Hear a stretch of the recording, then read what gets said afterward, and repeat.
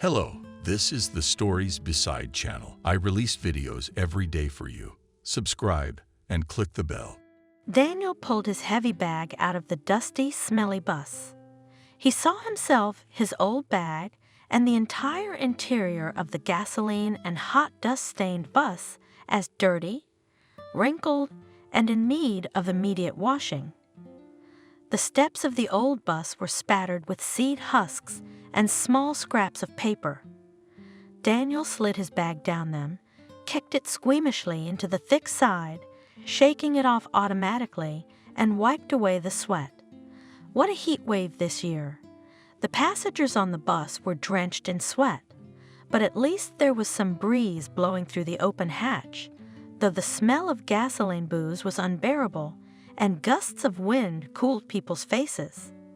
And here, in the middle of a huge field, where only a lonely sign stood, there was nothing to breathe. The heat is standing, in the face carries the hot smell of the field, on which some places are already becoming obvious splotches, so burned out grass under the scorching sun. And the yellowing grass and pathetic bushes on the roadside looked almost as uncomfortable and unkempt as the bus that had just left, hiding in the clouds of dust. Here it was his native side, such a familiar and yet forgotten place. What a sin to say!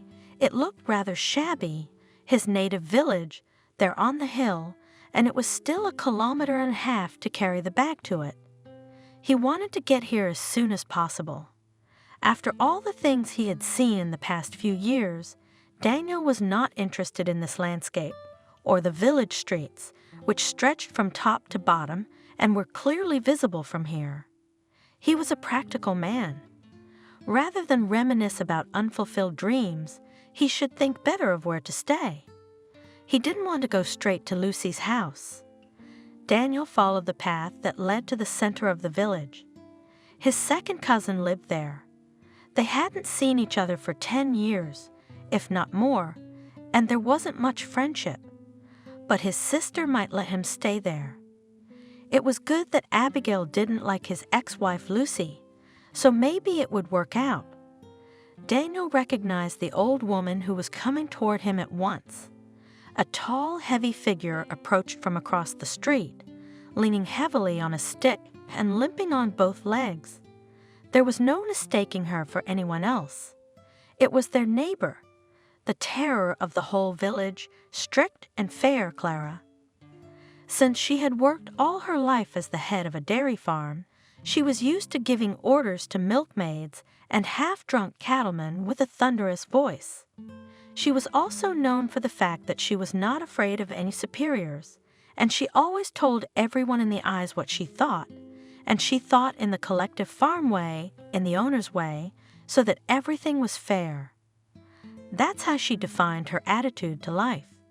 She had no husband, so she lived on her own, taking other people's sorrows and troubles as her own. She was a true mother commander, masculine-looking, with a loud voice. On her feet, Mrs. Clara, she hadn't even changed, she was a flint. Daniel grinned to himself. "Oh, Baba Clara, great, not dead yet?" Cheerfully called the former neighbor. "Why should I die? The state owes me a pension for one more life." Granny Clara replied in a non-hospitable manner. "And whose are you, so cheerful? I don't recognize you. What are you doing, woman, Klaga?" "I'm Daniel, your neighbor. Lucy's husband? That's how it is. He's here, so he's here in the dust." It was obvious that Granny Clara was not happy to see me. She frowned, looked at the city's handsome man. "Well, yes, here he is. How long can one travel abroad? We have to get on with our life in our native country." Daniel tried to make the conversation positive, but the old woman had been known for her iron temper before, and over the years she must have hardened even more. It was not easy to get her to be cordial. "You could have gone on traveling and not come here. You have nothing to show off, and what about Lucy and the baby?" "Huh?" The grandmother waved her hand, and even spat in his direction. "You should go back to your foreign land. You must have lived well there. For so many years you have never visited your native son. Shameless." She went on her way, muttering curses and curses under her breath. No matter how Daniel had prepared himself for the various options for his return, he wasn't ready for this. It was not pleasant, of course. The very first one, that woman Clara, she ruined his mood. Daniel had never gotten along with her before. She'd always looked at him like a wolf, even when they'd been living badly with Lucy. Lucy never complained or whined. Daniel knew that for a fact. His wife was thin and weak-looking, but she had a lot of patience. I don't know why the old woman looked at him so unpleasantly. Yes, his homeland did not welcome him warmly. Daniel grunted and walked on, almost dragging his bag up the hill. The closer he got to his goal, the taller he grew, the more elastic his gait, and he carried his bag as if it were full of fluff. The man tried to look good. "Everything is fine with me, and my business is excellent, and my mood is good. You see, I'm in a great mood." His whole look screamed. The wide smile he had on his face looked like the mask of a happy man. The street he was walking down after years of absence appeared narrower, more unassuming than when he was a child. But through the front gardens, tall golden orbs and mallows were also going crazy. These unpretentious flowers were familiar attributes of his native village from childhood, and Daniel felt something stirring in his soul. The front garden of his native house had looked exactly the same when he went to school for the first time as a 7-year-old boy, and it was exactly the same bouquet of golden orbs that he had held in his skinny hands, shyly holding out to the beautiful and slender teacher. Is the teacher, whom the 13 first graders adored with all their hearts, still alive? They caught her every word, and at recess they tried to come as close as possible to her desk to breathe in the wonderful smell of her hair. They smelled of divine toilet soap. For the village kids who washed themselves gray and thrifty, once a week on Bath Saturday, that smell embodied both the distant city, from which Evelyn came after the Institute, and their own future, unclear but beautiful, like the young teacher herself. Daniel remembered his first A's, of which he had been so proud, his mischievous friends. He had always strived to be one of the best, not in studies, but in sports. If he failed in sports, he had to win in dancing or checkers. Evelyn left, and so the studies became uninteresting. The gym teacher, who was in their school, got married and stopped coming on a motorcycle from the district center. Daniel abandoned sports, checkers, but in checkers he could still now beat a dozen good opponents. But what good would that do? As quickly as he lost interest in everything, he burned out as soon as he achieved a little success, and so it happened with Lucy. While he was courting her, he tried hard, he tried his best, but as well as he could, as it was customary in their area. Lucy was considered to be almost the first beauty, and to win her meant for Daniel to win another victory. He tried. He walked with pleasure, remembering his younger years. He had lived well in his native village in his youth. What can I say? But then life did not go well, and Daniel was carried away somewhere, dreaming of a great future, temptations again. Here is the sister's house, platbins painted blue and white, in the front garden according to custom flowers order. Abigail's parents always lived well and were excellent hosts, so Abigail is in them too, a real homeowner. Or maybe she's been married for a long time. Maybe she has kids. Well, blood is not water. Daniel will put up with Daniel for a while, and her sister's husband, and their kids. What can you do? Your kin, it said. Daniel stood up straight and opened the gate. You live well. He smiled broadly at the young, full woman standing on the porch. "Receive your guest, sister." Abigail greeted him with a look of surprise or incredulity. This was someone she hadn't expected to see on her doorstep, hadn't expected, and hadn't wanted. Not at all. "What brings you here, Daniel?" She gave him her hand reluctantly as he came over to hug her. "What are you doing here?" "Well, so native places, you have to build a life, the years go by."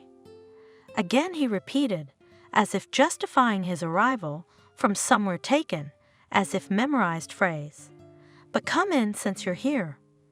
Abigail did not look at him kindly either, but went forward, opening the door to the house for Daniel. The hut was as clean and bright as ever. Daniel remembered the comfort of Abigail's home. Everything was in good working order, nothing in need of repair, no ruin or helpless woman's hand. Daniel noticed that at once, with that familiar rustic look.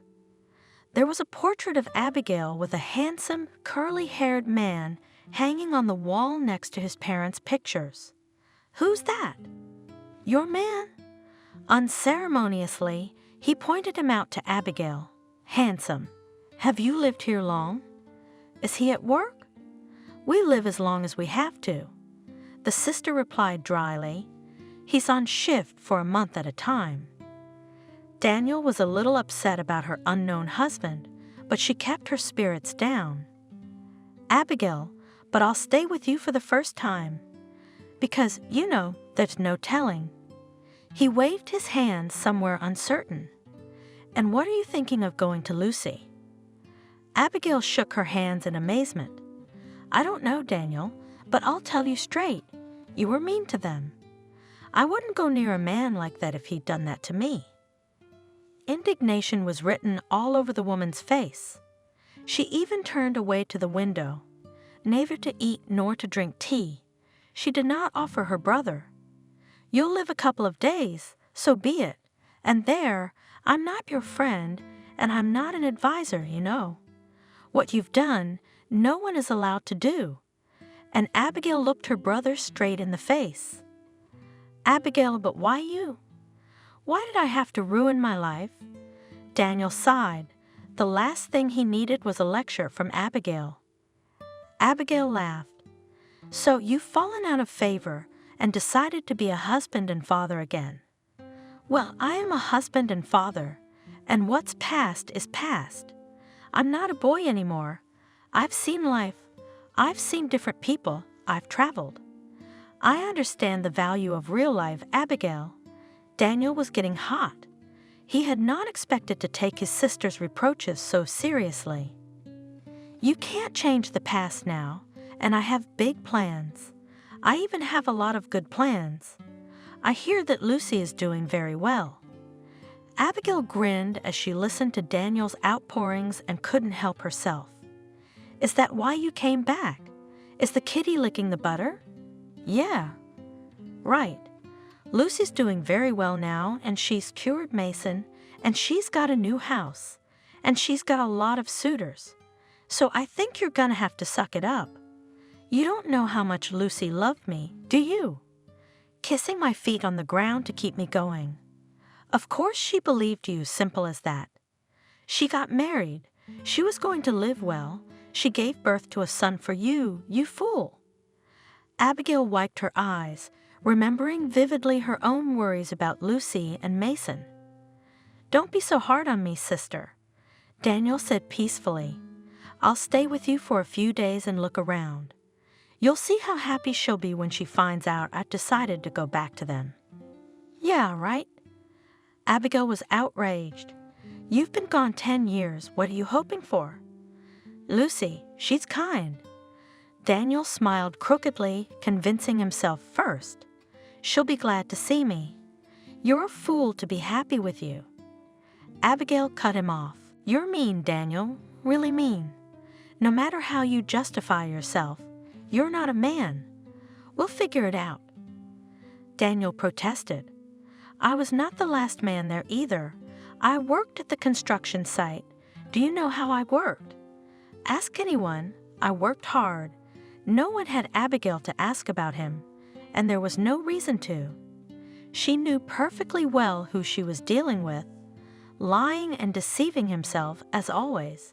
He seemed to talk himself into believing his own words. He protested and went back to persuading himself. "You're Abigail. Remember, I'm a handyman. I can do anything if I want to. The main thing is to set a goal. If I have a goal, I'll achieve it. That's just the way I am." Daniel looked at his little sister and tried not to notice her judgmental, purely womanly, a little pitying look, and it was unclear whether Abigail actually felt a little sorry for him, or whether she was sorry that he was really her relative, a third cousin, a brother. And he again pretended to himself that he had not heard, but he had. He didn't believe his stupid sister. What did she know about people? People like him, purposeful, seeking, and what was his opinion? His sister sat him down at the table, cut lard, warmed soup, brought a table full of herbs from the garden. Daniel enjoyed plump cucumbers only from the bed, tomatoes cracking from their own juice, crisp onion stalks, and praised his sister. "Well, Abigail, you're just like your mother. Aunt Nina was a famous vegetable gardener all her life. It was not for nothing that she worked in vegetable growing on the farm for so many years. Even my mom didn't have such tomatoes, even though Aunt Nina used to grow them. What a hostess you are!" Abigail, indifferent to flattery, sat sadly. Her face never brightened. "Don't they feed you like this in the cities?" She did not lower her mocking tone.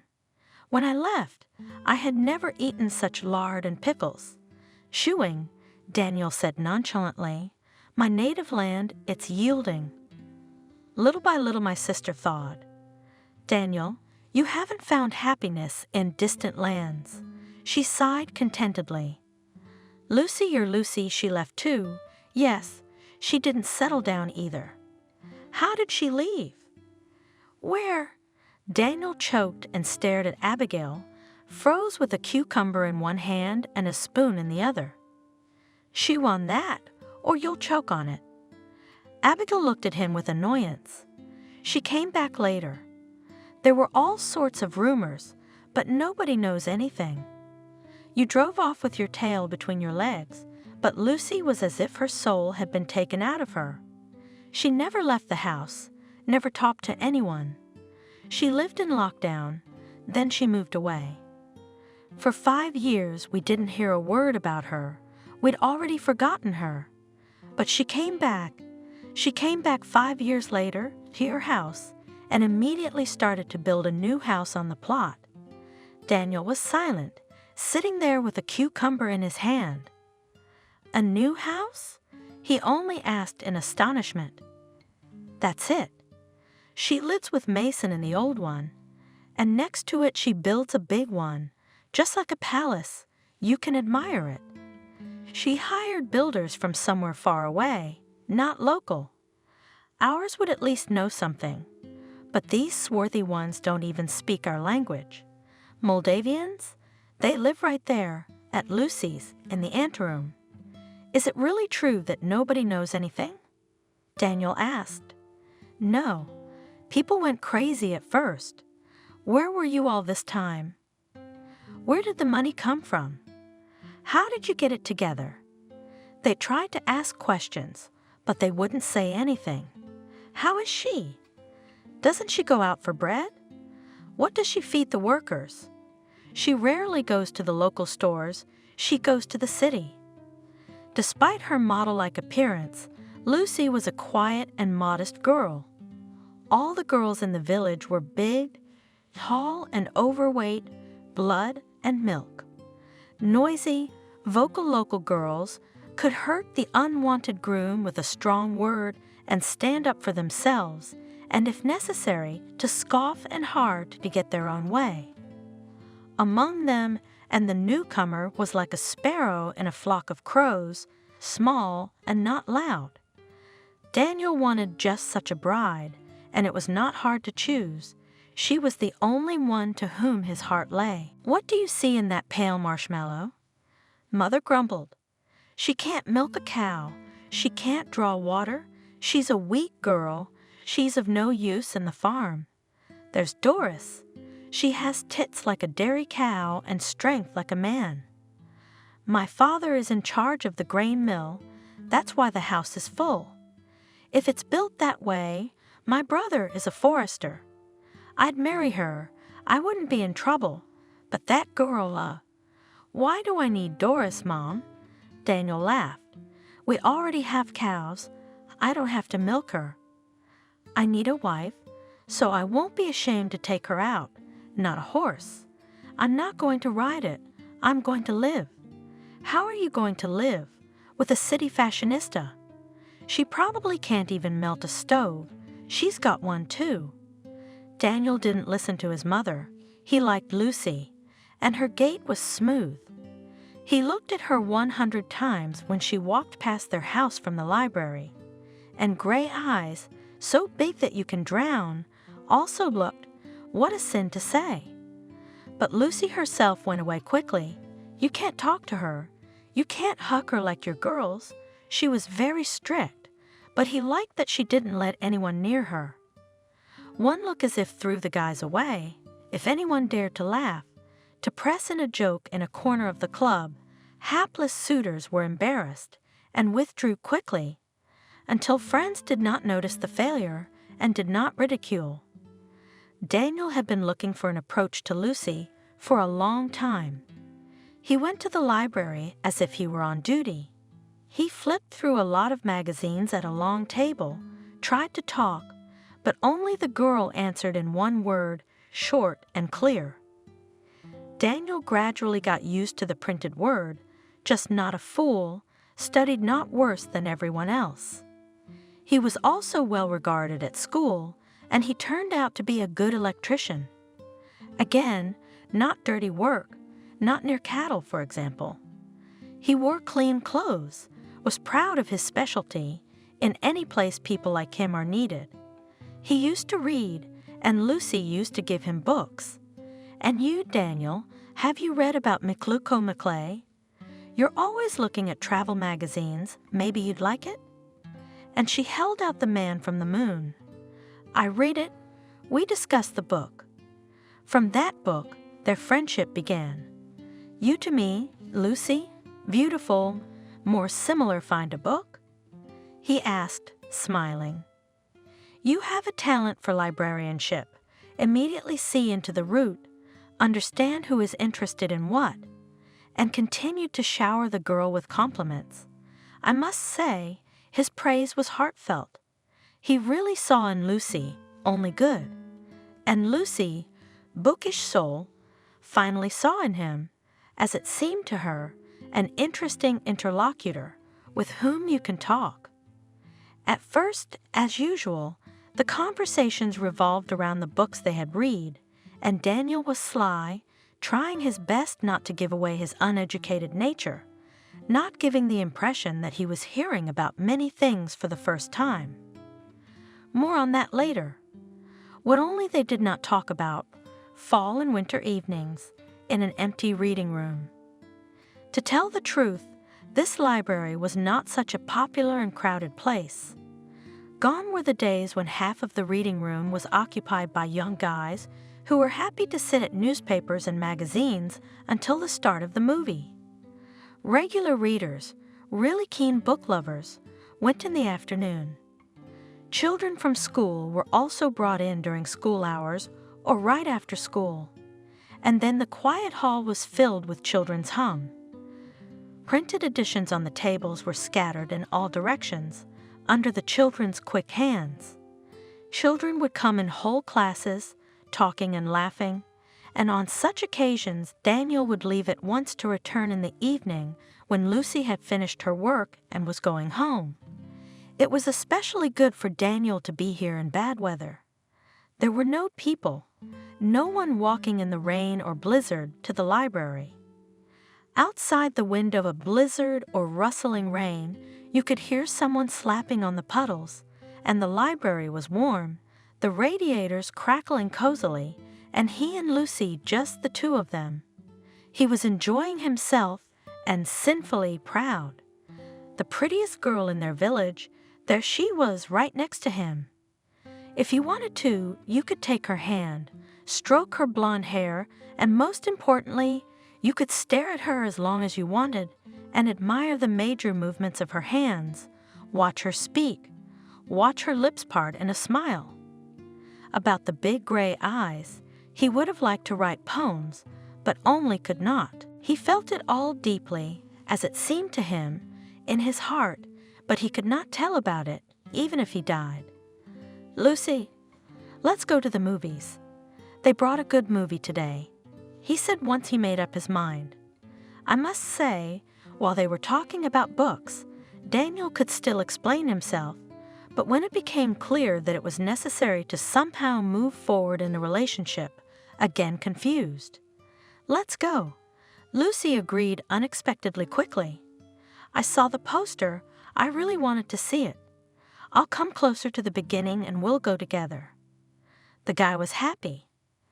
After that, he was already considered a legitimate escort according to village customs, and Lucy did not recognize anyone except Daniel and did not want to recognize him. She had already, as it turned out, become imperceptibly accustomed to him. "You guy, you're getting there." His mother scolded him angrily at home. "Look, you'll be tormented with her. You'll do everything yourself, mark my word. Then don't take offense at me. I warned you, we need a strong woman to take care of the house, not this doll with books. Mom, stop your whining." Daniel snapped languidly. "I'll get married anyway, you know me." They continued such angry quarrels until spring. Finally, at one opportune moment, Daniel made up his mind and asked Lucy, "Why don't you introduce me to your parents? You know all my parents, you know all the people in the village, and you have already recognized me." "What parents, Daniel?" Lucy was surprised. "I'm from the orphanage. I have no one in the world, no relatives, no one. I can only introduce you to the director of the orphanage. She is a wonderful woman. She was like a mother to us. I always write her letters." Deep down, Daniel was even happy. Lucky, God forbid. No one would prevent them from living as they wanted. No one would interfere in their lives. No one would command them. He had had enough of his own mother. She teaches and teaches, she's exhausted. Mother surprisingly calmly perceived his decision to marry when she learned that the future daughter-in-law round orphan. "It's for the best," she said. "Ours will be ours our way, and she'll live her life." But Daniel immediately declared, "Well, no, we will live separately. With you will not boil the porridge. You with your moralizing will not give us peace. So, sorry. Goodbye. We'll come and help you. Just call us. But old and young should not live in the same house." "Wow, you raised a son," the mother wailed. "Why are we throwing you out on the street?" From time immemorial, a bride was brought to her mother and father's house. "I've made an agreement with the chairman. There's an empty house near the board. Remember? They'll give it to us for the first time, and we'll buy it back from the village. Well, it's a nice house. Mother has accepted it. Don't forget your mother. Do you hear me, son?" Heaven in a shalash, and their shalash was good, in the center of the village, even to run to his mother, to fix the fence or wipe the floors. The library is close. The young lived for 3 years without grief and worries. They seemed to live amicably. There were no reasons for quarrels. What else? Unless they had a baby to complete their happiness. And that was the stumbling block. Lucy got pregnant. She walked with shining eyes and quietly rejoiced at the upcoming happiness, but it turned out that Daniel did not dream of a child at all. "Come on, Lucy, let's live for ourselves. Why do we need a baby now? We're still young. What are you doing?" Lucy was amazed. "What do you mean? Why have a baby?" "It's the most important thing in life. It's the most important thing in life." Yes, you'll have time to give birth 100 more times. Her husband is boiling. Now he's going to tie you up. Let's make a deal. You can go to the abortion. 5 minutes and you're free. Can you believe it? No, no way. Lucy cut me off. I've never had a family. I want a complete family so that my son or daughter has a father and a mother, a grandmother, relatives to be. Unknown heredity, childhood in an orphanage, it's all taken its toll, of course. And she was so depressed for the whole 9 months she carried the baby. Lucy was having a hard time. The pregnancy was complicated. Lucy was hospitalized several times. Daniel became depressed. The usual way of life threatened to be disrupted. Instead of a measured, comfortable life in his own pleasure, he would have to listen to the crying of the baby all night, to do something for him, and Lucy would not be his at all. Already now, just on the threshold of the troubles, he suffered so much that no one will not show a little. He's not groomed, not fed. My wife used to hang his ironed underwear on a chair after the bath, down to his t-shirt and socks, and now he washed on Saturday in his mother's bathroom, so he could hardly find the right clothes in the closet. I couldn't find socks, so I had to wash the dirty ones myself and wait for them to dry. Of course, I went to my mother's house for lunch, not with different Mirandas, as Lucy spoiled him, but still home food, normal. He grew up on it, and nothing happened to him. But he wanted beautiful, healthy dishes for his stomach. Daniel was used to variety, but his mother's old woman had a menu. Soup and potatoes in 3 kinds, fried, boiled, and baked. He would have slept at his mother's, but she talked too much. Daniel was getting tired of the boredom of old age, as he called it. The house was boring, uncomfortable. There was no one to talk to. The floors were dirty. There was dust on the tables and shelves. The mistress had been in the maternity hospital for 2 weeks. Finally, gradually, he got used to the fact that he now had a son, but he could not love the boy. Strange thing is that Daniel had once loved Lucy, as he himself thought, for real. He wanted to be always with her, admired her beauty, even took care of his wife as he could, bought gifts, for example. Lucy, with special love, put on a pink silk dress, which he brought her from the city. She remembered that summer day at the beginning of their life together. "Look what I ripped off for you at the department store." He shouted to his wife, who looked out the window, when he rode up to the house with a friend on a motorcycle. Even though I was on a business trip, I didn't forget about my beautiful wife.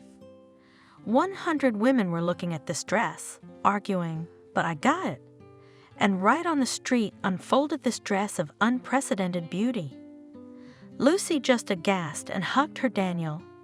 He took care of the housing, and at first he arranged everything in the house. It is impossible to say that he was a bum or a drunkard. In the village he was considered a smart and not at all lazy electrician, and he often came to his mother's house to fix the roof or the fence. And when Mason was born, something changed in Daniel. Jealousy of his own son overpowered his love for his wife. It is true that Daniel was not particularly warm-hearted before. He had no friendship with anyone. He only told his wife that he was with friends. In fact, he was so busy with himself that he had no interest or time for others. Lucy noticed a motherly, unkind attitude towards people. He saw faults first of all, and then she saw her son. He was lying apart from the perfectly intact booths, where the frightened but seemingly healthy children were sitting. It was later learned that they were only slightly bruised. Only Mason was injured. He was taller than the other kids, and although the merry-go-round had not even had time to gain height and spin up, just started to rise, the boy flew out of the cabin, unable to hold on to the handrails. He was lying on the lawn a little farther away, with his eyes closed and no sign of life. "Son Mason!" Lucy rushed to the child, about to take him in her arms, but was stopped by the attendant. "Don't touch it, don't touch it. The doctor will come now. It's dangerous to lift him." Lucy understood nothing and stroked her son's cheek in horror. By the veins in his neck, she realized that the boy was alive while he was still alive. An ambulance pulled up. Lucy and Mason were taken to the hospital. Daniel, who approached, only had time to see Lucy get in with her son, and the car door slammed shut. Lucy, whose thoughts were occupied only with her son, did not think to wait or look for her husband. Time was golden. "What happened here?" Daniel rushed to the employees of the ride. "My son's in there. What's wrong with him? And my wife's in the ambulance. I saw her." "Calm down. He's alive." They were trying to calm him down. He let go of his hands and fell. "Your wife is unharmed. She went to the hospital with him." Once again, Daniel was alone. Mason regained consciousness, but his spine was damaged, and the boy could not get up or walk. Lucy was constantly with her son in the hospital. Daniel worked. The expenses were enormous. Lucy, completely dried up from worry, in one of the short visits home asked him, "Daniel, you'd better try to live more economically. We're going to need a lot of money. Reconstructive surgeries are expensive. Is there any hope that he will recover?" Daniel asked. "Maybe we're just kidding ourselves. The doctors are giving us a chance." It was obvious that Lucy herself had little faith in this, but she continued to fight for her son. Daniel tried. Money never hurts. He understood that well. He didn't like going to the hospital. He said he was tired at work. Lucy felt sorry for him. She was with the boy, let her husband rest. To look at the crippled child, the father could not and did not want. His estrangement from his son deepened. Again an empty house, again loneliness. He was tired, exhausted. There was no desire to go to his mother, tired of her grouchiness. The young man wanted warmth and comfort, a woman's care. When will it end? He was indignant when Lucy once again came to check the house and put in order, wash his clothes. "Well, I'm not at the resort." The wife was offended. "Do you want to go to the hospital, and I'll go to work?" She knew perfectly well that this would never happen, that Daniel looked like a fool. To lose the only thing he had left, his freedom. No, he couldn't empathize with his bedridden child of 3 years. In that time, Daniel had acquired a convenient mistress. Miranda worked as a clerk at a bakery in a neighboring town, and a couple of times Daniel had stopped by the bakery for a snack and encountered her feminine, greedy gaze. He felt he had nothing to reproach himself for. God knows he tried. For 3 whole years he had endured loneliness, lack of comfort. Almost always alone without his wife, no one could stand it. How many times? He just turned 30, the age when you want to live. Now at every opportunity he went to Miranda, who always waited for him with a table set and pastels undone. And at home there's only work. Money going to doctors and drugstores, a tired aging wife and a crippled son. More than once and more than twice, he tried to explain to Lucy that all this treatment is completely useless. "Lucy, you understand, finally, if at once they could not do anything, then now you certainly will not be able to. Why are you wasting money?" "What are you saying, Daniel? He's our son. You have to grab every opportunity, you understand." Lucy was almost screaming. She, too, was on the verge, desperate. She came home from the hospital, hoping to get advice and support from her husband, but he looked indifferently away and mumbled, "I understand. But I don't understand why I have to work from morning till night, and I can't even buy new pants. Lucy was slightly taken aback. What is he talking about? She opened her closet and began to lay out a pile of his clothes in front of her husband. Do you have nothing to wear? Aren't you afraid of God? I'm going to throw out all this old stuff. Daniel shouted, his nerves strained to the limit. Are we a family or an infirmary? Am I married or not, after all? When are we going to have a normal life? We'll never live normally because you don't love your son. Shouted in his face Lucy, you only care about yourself.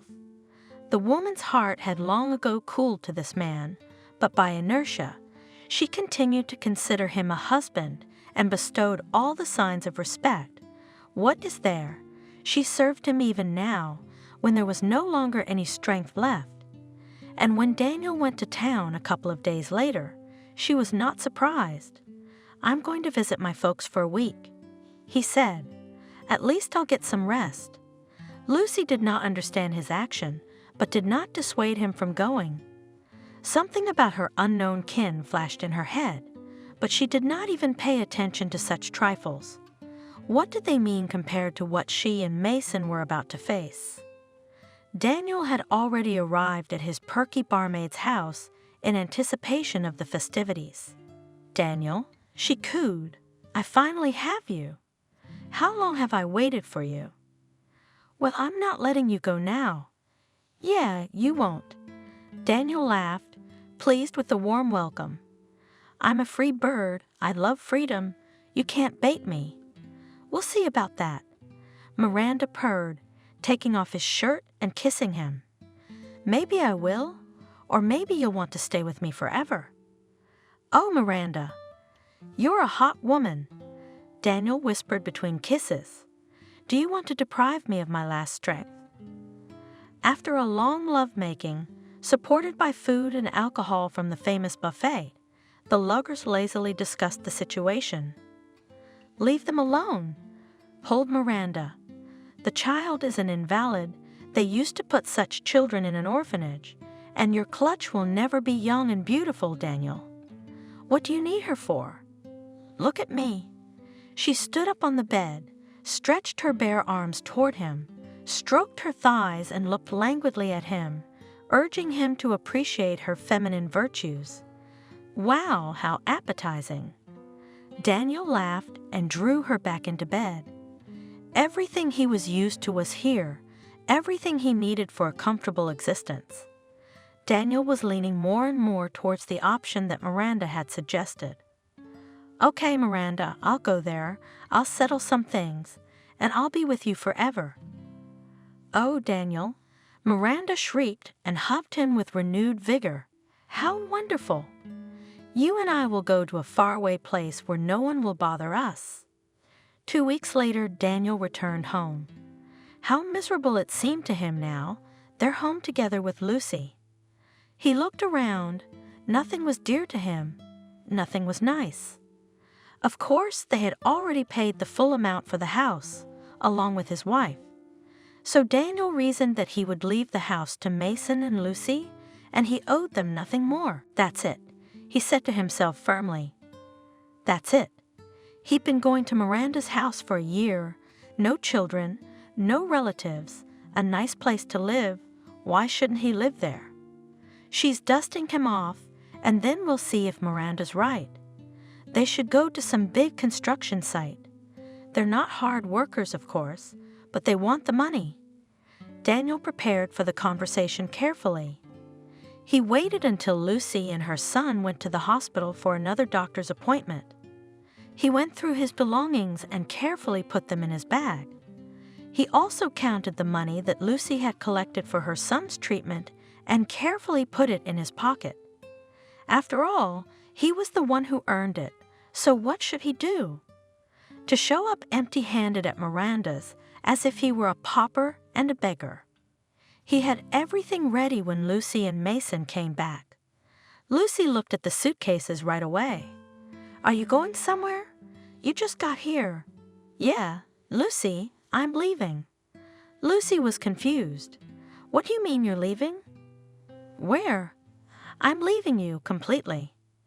Daniel even turned away, as if he was afraid to look in her direction. "But I'm not alone. We have a family, a son." His wife looked perplexed, still not believing what was happening. "I can't live like this anymore. How long can I live like this?"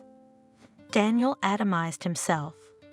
I work, but no use." "What do you mean, no use?" "We have a house, a household, here Mason healed. All the money I earn goes into a hole. No rest, no distractions, just work and hospitals. This is not the life I signed up for." Daniel began to grab the suitcases with shaking hands. He himself had not expected the farewell to be so difficult. Lucy, at last, began to realize that his scheme was quite serious. Looking at the suitcases at her feet, she said in a trembling voice, "And don't you feel sorry for your son?" Son, you've been with him since birth. But did it help him? All his life you pampered him, wiped his snot, and what happened?" Again Daniel remembered what was so unpleasant to him, to make it easier to leave. "You were there for him then. Why didn't you save him? Why didn't you save him when he fell? Because of you, he became an invalid, a crippled son. Lucy couldn't take it anymore. How can you say that about your child? You two went to drink beer. No, to be near us then. How can you?"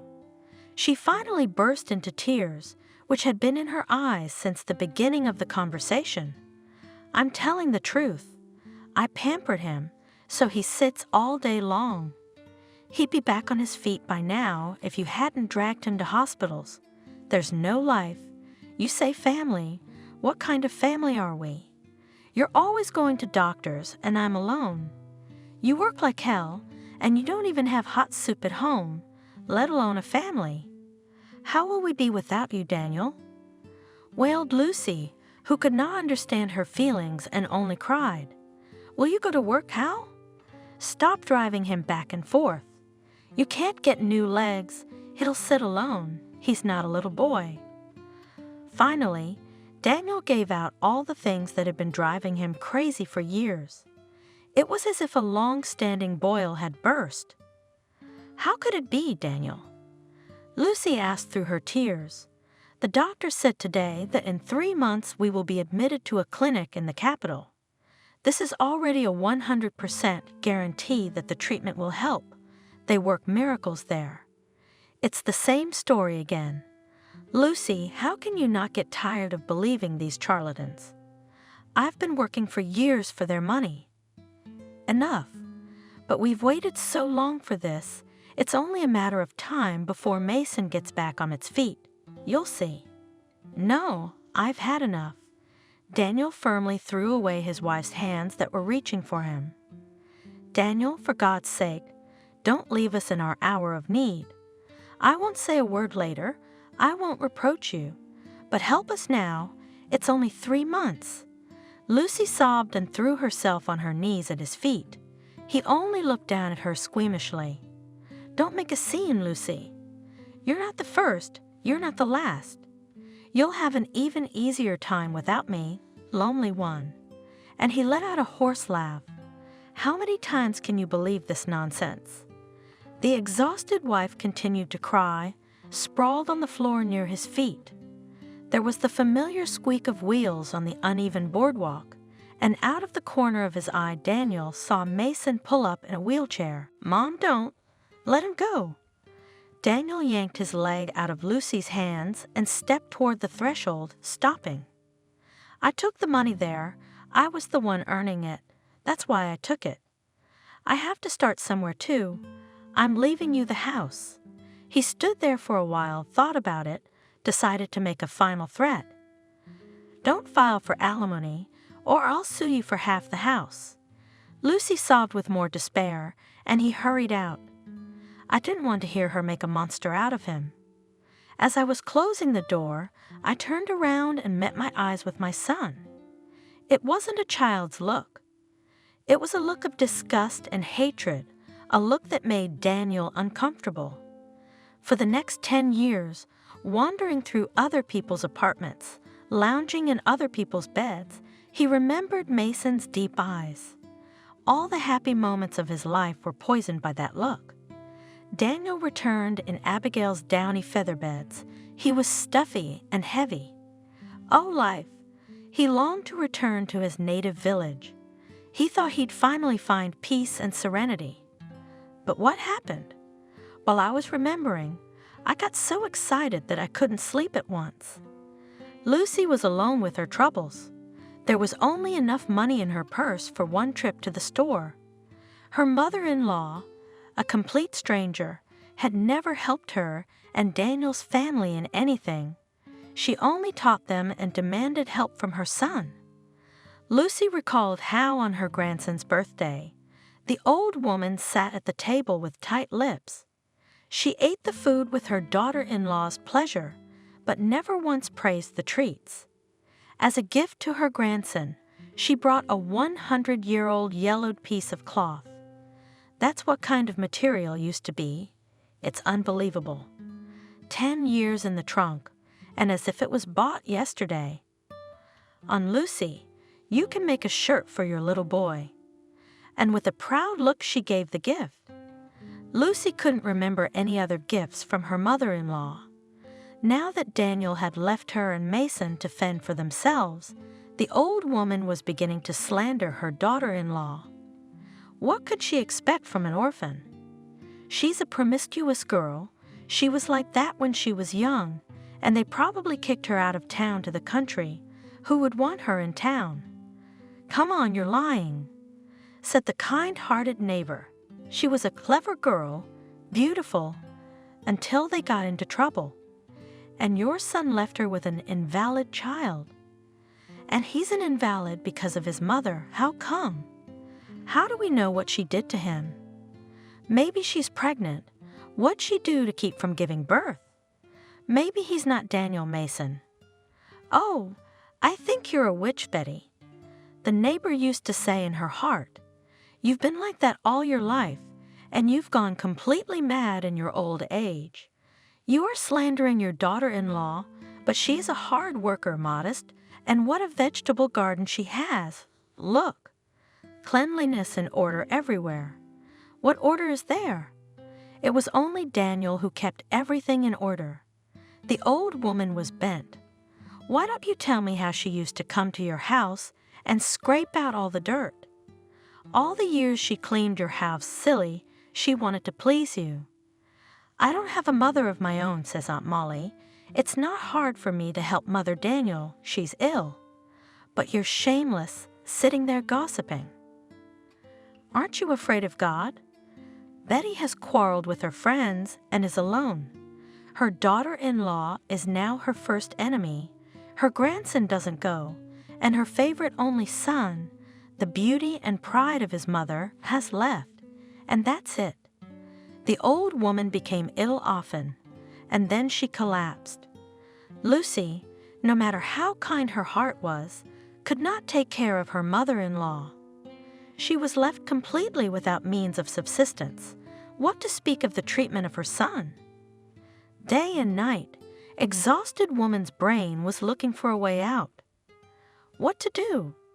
How to earn at least a living?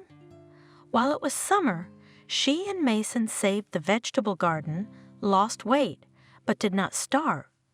Lucy, can't you go to your place? Asked her Grandma Clara, worried about her neighbor. No way, Mrs. Claga. Who's going to let me? I don't even have sick leave. They can't keep me on sick leave for years. There's a good woman working there, too. She has a family to feed, too. So she probably has all the healthy foreheads in her family. Granny was angry, and she has a husband, and you're all alone. I'd sit with Mason while I'm still crawling, thank God. No, a library education wouldn't help, and it would be impossible to leave my son at home and sit in a half-empty library all day. Baba Clara, of course, is a human being, but you should see how hard she carries her soul disfigured by hard work. She has blood pressure, a bunch of other illnesses, and what kind of salary is a librarian? There's no more work in the village. A school and a nurse's station. neither of which suits her, and there are no vacancies. She can't go to the collective farm. The collective farm has ceased to exist. The world has changed. Life has become much more complicated over the years.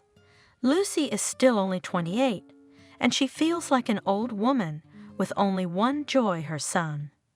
He's growing up smart, reading, drawing. How much has he suffered in the hospital? But he hasn't lost his kindness. Soon it will be too small for him.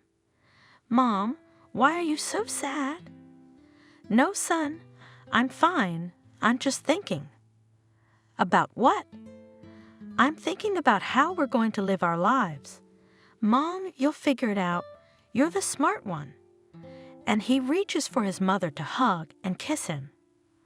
Oh my God! Lucy prayed at night. Lord, show me the way to cure my son, to get him back on his feet. Help me, Lord. I'll do anything. I'll bear anything. Just give me a chance. Open the door for me. Blessed is he who believes. On a clear August afternoon, into the hands of Lucy, desperate to the last degree, the letter carrier handed a letter.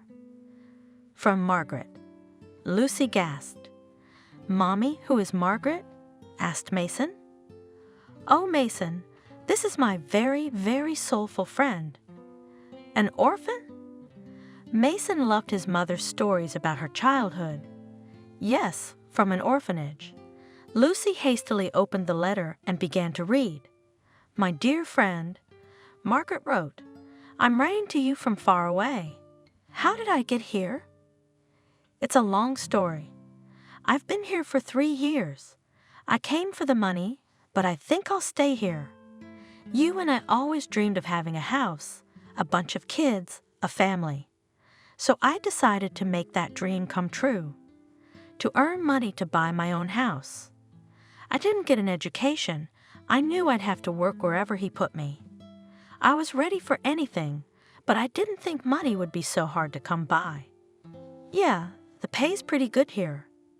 If you live frugally, you can easily buy a house in this time. But I don't want a house anymore, Lucy.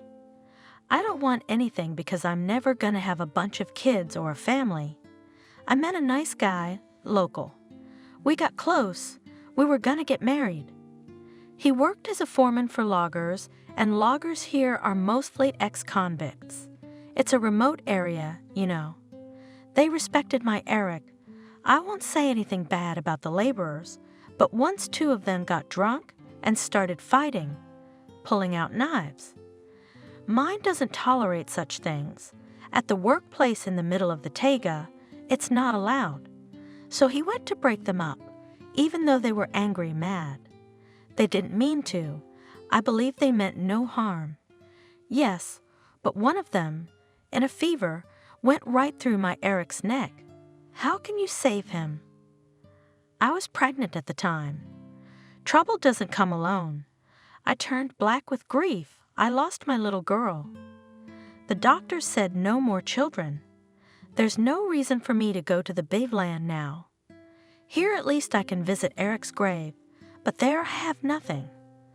Lucy, my dear friend, you're all I have left. If you had only come to visit, I would have showered you with flowers, my friend. Lucy read the letter and tears rolled down her face. She remembered the sweet smile of Margaret, the redhead, her laughter. She remembered her parents who had died in a car accident. For Lucy, she became a guide to the life beyond the gates. After all, Lucy herself knew nothing about normal families. Margaret recalled, Lucy felt with her a part of life before the accident, before the orphanage, before she taught Lucy to dream. Together, they made plans. Margaret's future was determined when a gymnastics coach noticed her. The training camps and practices began. She was prophesied a good sports future, but a minor injury prevented her from continuing gymnastics. It happens, one little thing changes the whole fate. It happened after the girls graduated from the orphanage. Margaret had to go to the factory because it had a dormitory. She regretfully said goodbye to her sports career. Lucy, by that time, had already finished her studies at the local library technical school, and after that she was sent to the village. In the beginning their correspondence was lively, then went everyday life, cares, and troubles. In difficult moments, Lucy always turned to her friend, of course, in her thoughts. And strangely enough, it helped her. She pictured Margaret's freckled face and asked her advice. The answer always came. And here was a letter from the only person Lucy could call a family member, a friend, a sister who would never let her down. A crazy thought arose in her head and began to take real shape, a plan for the future. All night long she had been putting everything in its place. In the morning, despite the sleepless night, Lucy got up cheerful and determined. The task ahead was even more difficult. It required an effort that even she had never had to make before. "Baba Clara, give me some advice," said she to a neighbor who had dropped in to visit Mason's pet, out of habit. Looking at her pale face, the neighbor realized that the matter was serious. Mason was sent to the yard to play with the kittens. There was nothing to burden the child with unnecessary talk. "Oh, you poor thing," sighed the old woman, having heard Lucy's account. "I would with great joy left my dove, my Mason, but how? We'll have to live apart. You and Sodes will not allow that you." Lucy looked at her grandmother with regret. "It's not easy, you need a lot of documents from them." "I'll give you money for the trip, Lucy, I will. I'll have money for the funeral, but I don't need it. Maybe I'll live to see you again. My parents were long-lived," smiled Baba Slaga. "I'll see you, Baba Slaga, I promise you. I'll pay you back the money from the first paycheck."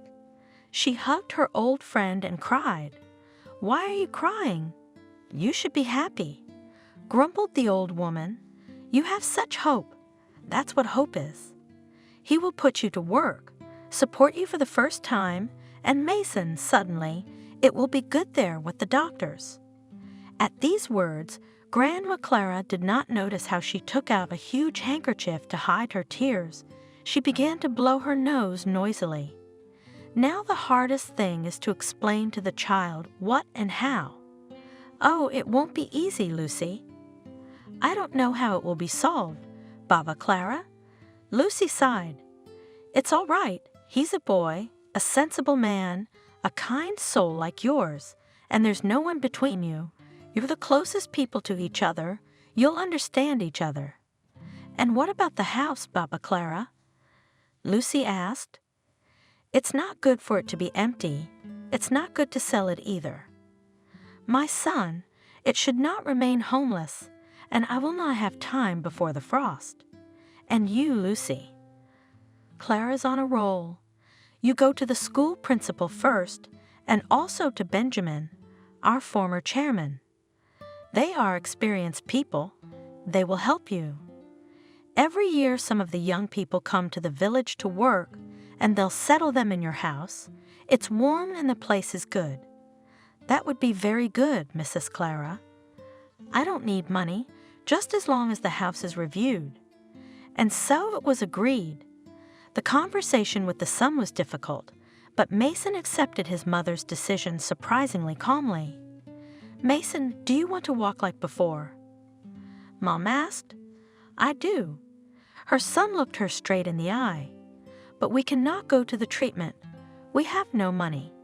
Would you agree to wait until I earn money to live without me?" "At Granny Clara's?" Mason smiled. "Nope, honey. Granny Slaga wouldn't be allowed to take you. And she's not in good health. She can't take you to the hospital to town. She can't." Mason sighed. "What if you stay at the boarding school where there are doctors? With the same kids for a while I earn money. There's tutors, different clubs, schools there too." "Like in your orphanage?" Mason raised his eyes to his mother. "Like in my orphanage." Lucy nodded her head. and you'll make friends there. Mason spent almost 3 years in a center for children like him while his mother worked up north. Just as Lucy had been told earlier by the social worker, the internet was very good indeed. The social worker, an elderly woman, had been offering her the place for a long time.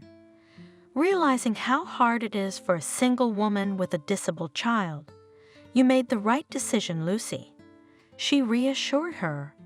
"There is a very good team of teachers. Doctors are attached to sick children. How long will it take to collect the documents?" Lucy was worried about something else. No. This procedure has been worked out for a long time. You can't imagine how many parents of disabled children find themselves in a difficult life situation. That's why we process everything according to the data we have. The registration of Mason was quick, and now they are already saying goodbye at the door of the local school, as the boarding school was called in the city. "I'll sing you a song every night, just like at home, do you hear, Mason? Wherever I am. Now I'll get in a wagon and go far away. I'll go a long, long way. But every night when you go to bed, I'll sing for you. You listen and you'll hear it. And when will you come, Mama?" Mason tried very hard not to cry. "Son, I'll write to you every week. How much more money do you need to start walking?" "As soon as I get the money I need, I'll come right over." Two hearts were torn apart. How do I get to her? How long is the train? How to dress so as not to get into trouble at this time of year? About all these things, Margaret wrote in her letter. Lucy didn't even bother to reply to her friend. Instead, she only sped up her actions. And so she was on her way to the unknown, for the first time in her life to a faraway place. Margaret could not meet her, unaware of her friend's decision. Lucy herself had to settle down in a gray town surrounded by mighty taiga bounties, the best earnings we have at the logging operations. Her traveling companion cheerfully told her, happily eating fried fish bought at the station. "The work is hard, but don't go to the librarians. It's the same petty pay as in the big land, not even enough for clothes. I don't even have clothes that fit." Lucy was afraid. The woman laughed. "Fool, so they're in overalls and tools, all issued. Yes, such overalls that nowhere else you will not find such warm good." A good-natured compartment neighbor explained a lot of things to the inexperienced girl, saying goodbye fussed. "And you remembered my address, or what if you can't find your friend, where to at night?" "Look, that's where I live. If you ask for my name and surname, anyone will show you." And she showed me the street leading away from the station. And Lucy had to look for a new acquaintance in the dark night. While she was waiting for the bosses, while she was being registered for work, for the unknown position of a lopper, it got dark. "What dormitory?" The boss, a fat man of imposing proportions, was surprised. "We only have a tent city here. Don't you see there are almost no real houses? You can count them on your fingers, but in the forest, yes, there is comfort. You'll live in a cozy wagon there, young lady. Let's get your overalls in the morning, and then we'll take a lumber truck to the place. Yes, don't worry, people live here too, not wolves." And he laughed loudly at his joke. Lucy returned back to the station, from where she went down the street indicated, to the place where there were real, according to the cheerful chief houses. The guest was received cheerfully, fed, put to bed.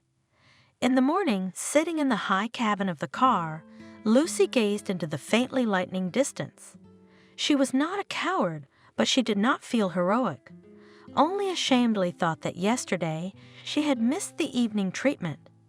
Before going to bed, closing her eyes, she had sung a song to her son to herself, but fatigue had plunged her into sleep earlier. So not without the help of new friends, Lucy began to work in the taiga. In her naivety, she thought to see her friend here on the first day.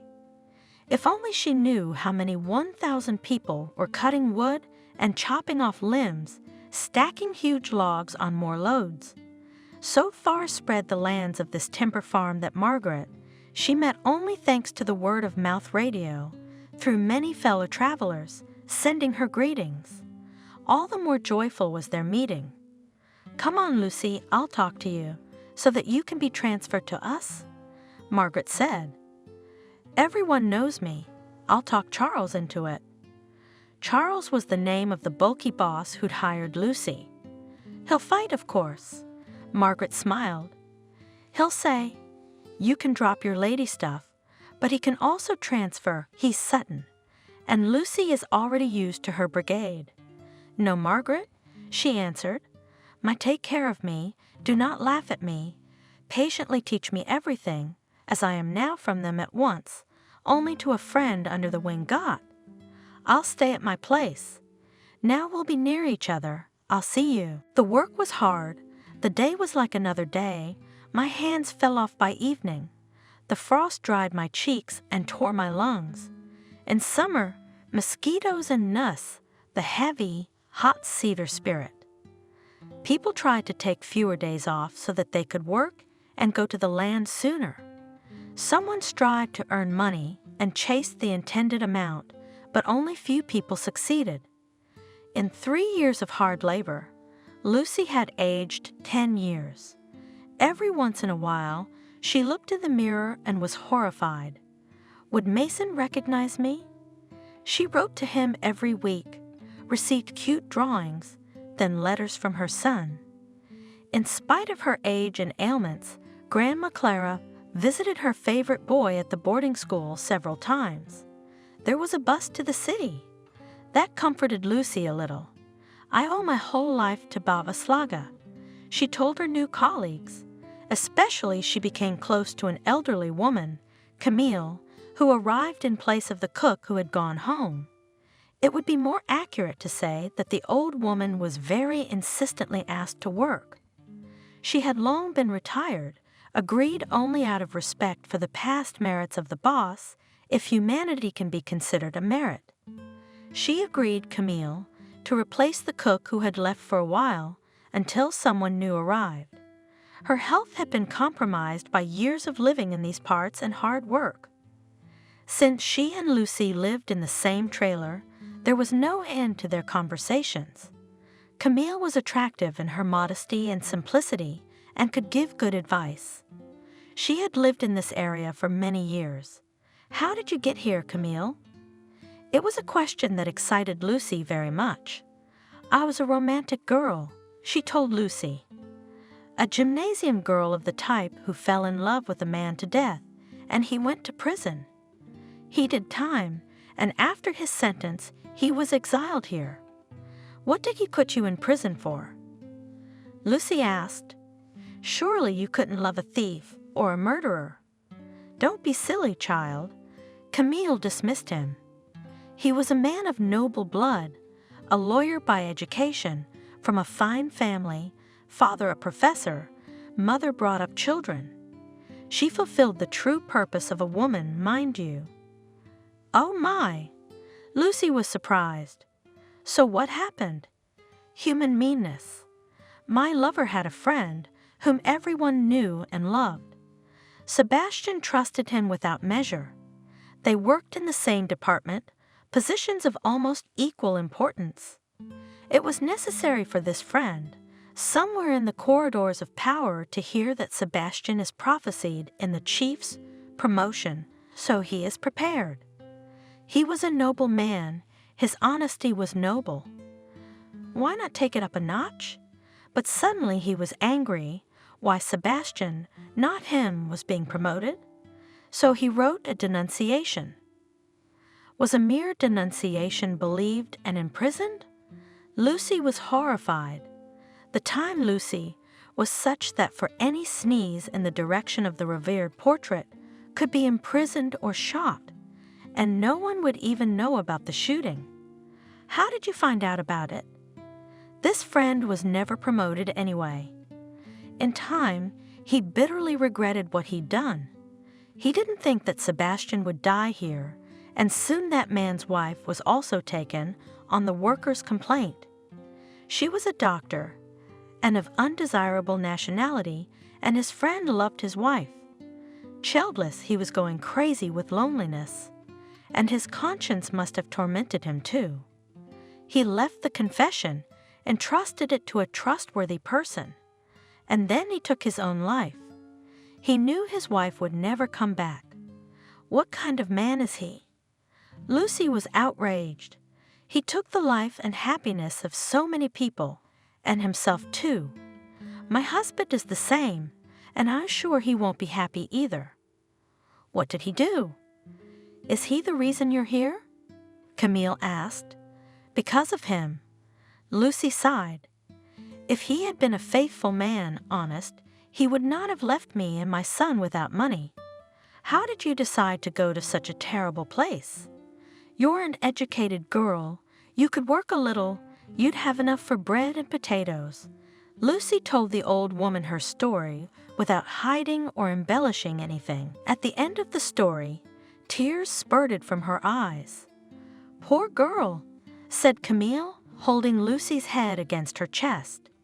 You are a hero. Yes, for the sake of a beloved creature one would do anything. If only I could bring Sebastian back, but life is short.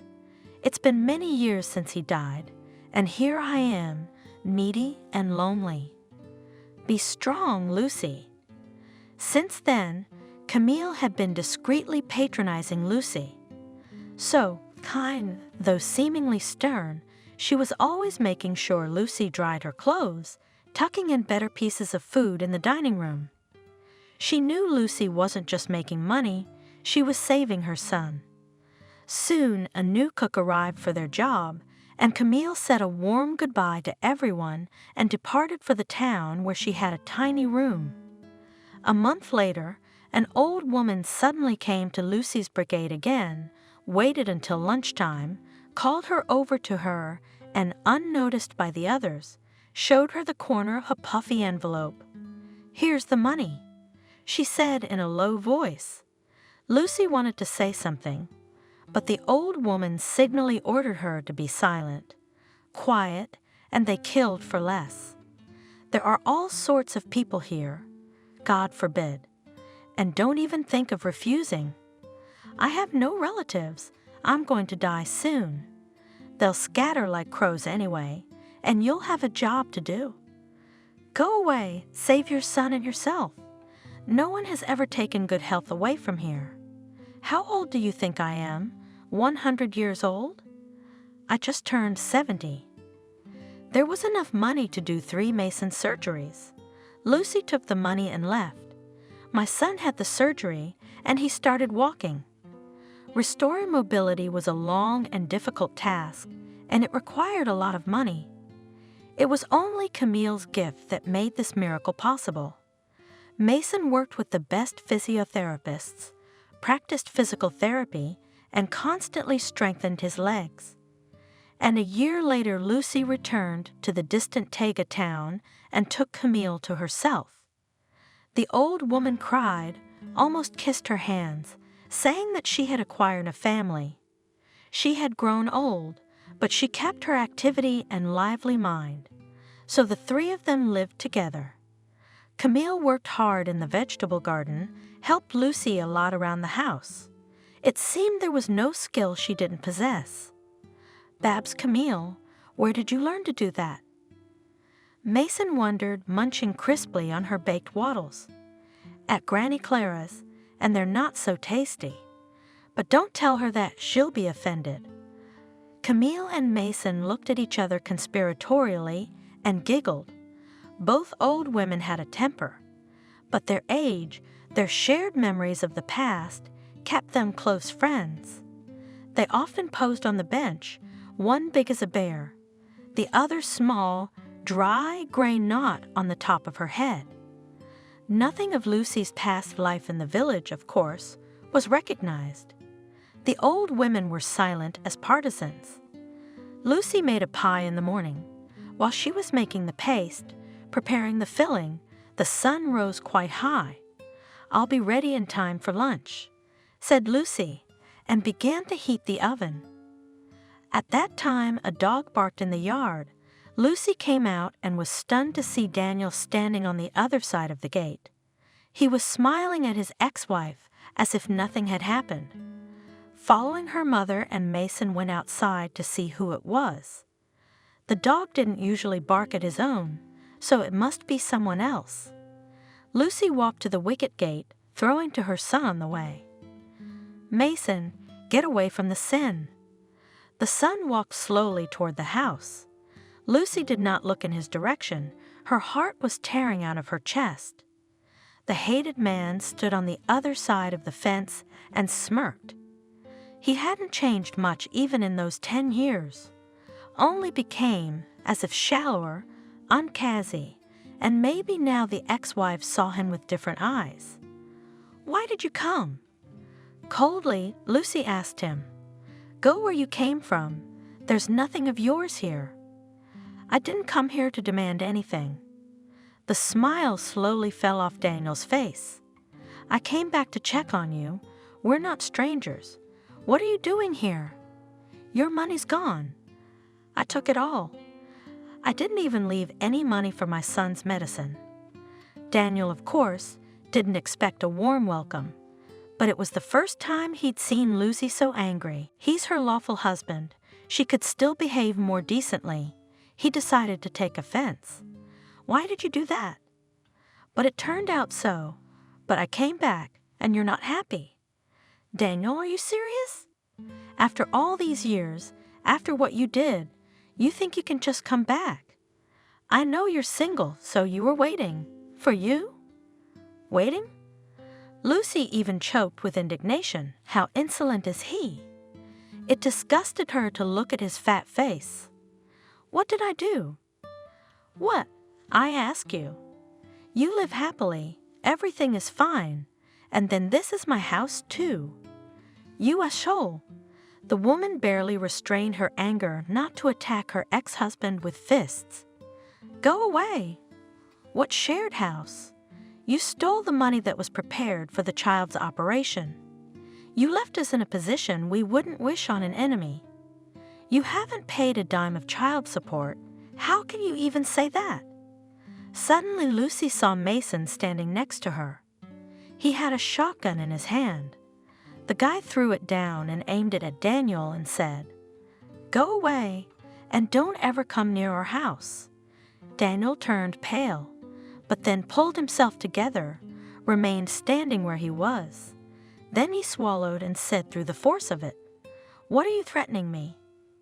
"Not a fool to shoot, who will spoil his life young. Go away when adults are talking." Lucy, terrified, rushed between father and son, but Mason stepped around her and took aim again. Daniel, not noticing Mason's movements, stepped from foot to foot. He was pleased with himself. It wasn't the kind of reception he'd been expecting, of course, but he wouldn't just walk away. Not noticing the hatred of his wife and son looking at him from the other side of the fence, he said cheekily, "At least pay compensation for my half." Oh, he could use even a little money now. Miranda threw him out, as they say, without severance pay. Where's he going to go now? All he could do was to get his way, to squeeze some money out of these poor people.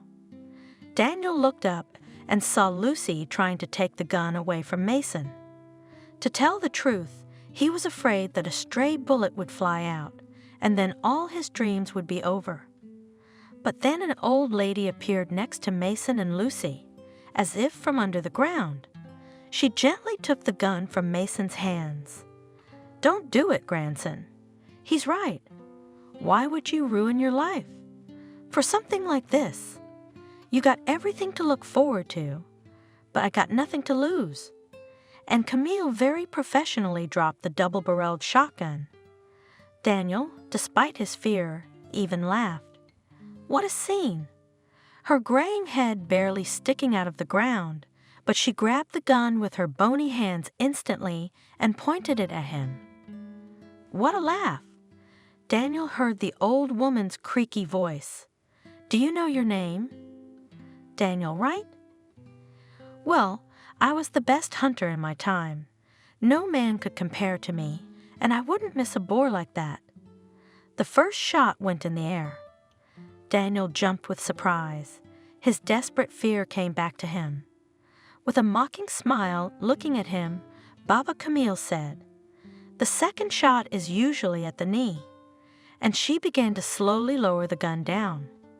Daniel was gripped by panic. Such an iron button could put a bullet in his knee. He didn't remember how he shrieked all over the street, "I'm going to jail. I'll put you all in jail." He turned and ran, away from the Dan house. Then he stopped for a moment, turned around, shook his fist. Anything he might have expected, but not such a reception. But people, and you came to them with all your soul. As to your relatives, in fact, they are his closest people, and they...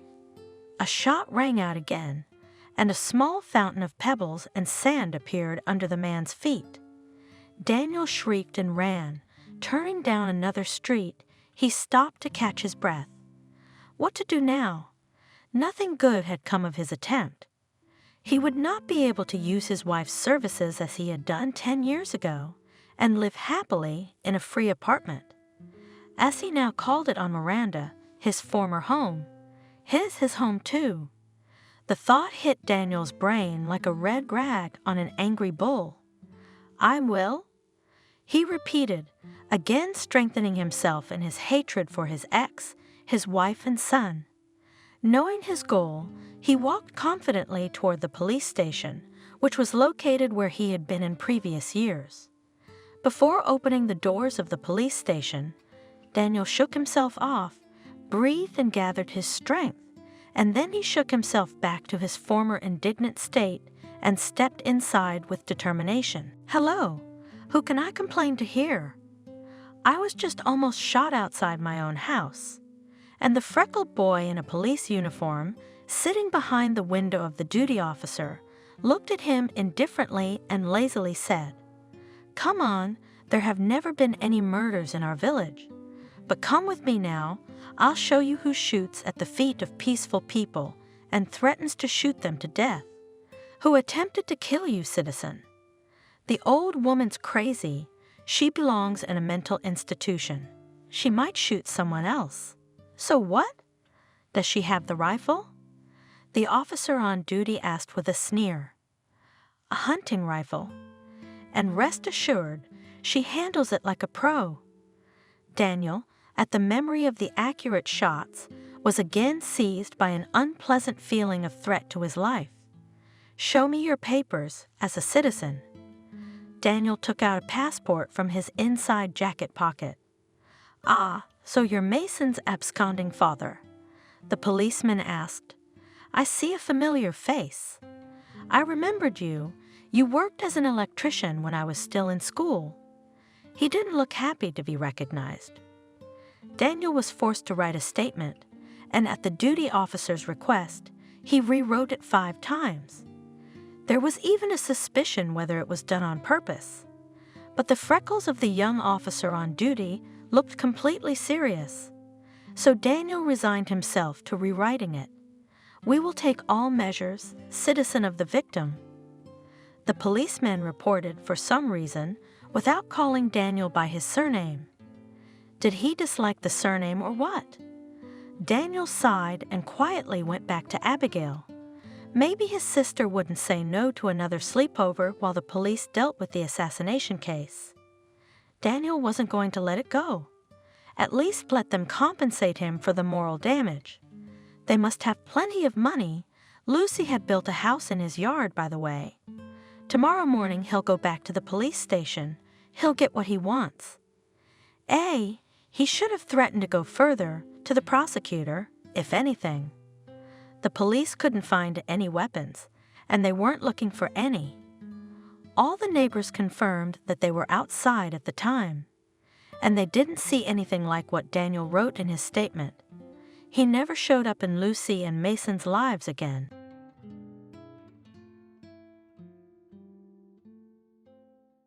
Hello, This is the Stories Beside channel. I release videos every day for you. Subscribe and click the bell. A wedding at Mr. Matt's house was bound to make a lasting impression, above all on the owner of the mansion. The best people of the city fought for the right to sit at the same table with the most successful man in this part of the world. Wedding is not only beautiful gifts, fancy dress, and invited stars. It is also a great opportunity to discuss new contracts and share another piece of the pie, which economists will later call super income. Mr. Matt only needed to snap 2 fingers to have his table immediately covered with the best delicacies and delights. And the rumor was complicated by stars and celebrities. George was in charge of vegetables, the freshest tomatoes, peppers and cucumbers from his greenhouses, herbs and lots more. Charles claimed to have personally slaughtered a lamb, 2 piglets, and got into a real battle with chickens and turkeys, as long as there was enough meat and poultry on the table. Giovanni Greca, concerned about fish and seafood, salmon, tuna, shrimp, huge lobsters, and other select delicacies. But Luca Moretti and his family prepared a giant cake, which was too much even for this crowd of 200 guests. He delivered it together with a transparent refrigerator to the generators and placed it near the main table. Lower-ranking guests provided fresh bread and rolls, salads, appetizers, and other snacks, without which a wedding would never be a celebration. 2 themed areas were set up on a huge plot of land near the house. On one performed modern music compositions, on the other retro and classics of Franz Bianca. The most talented sound engineer of the present day arranged the musical streams so that they did not overlap. "We Italians have to help each other," smiled Mr. Rinaldi, who was in charge of the groom, and coincidentally the bride's gorgeous dress. Like jewelry or heirlooms, vestments.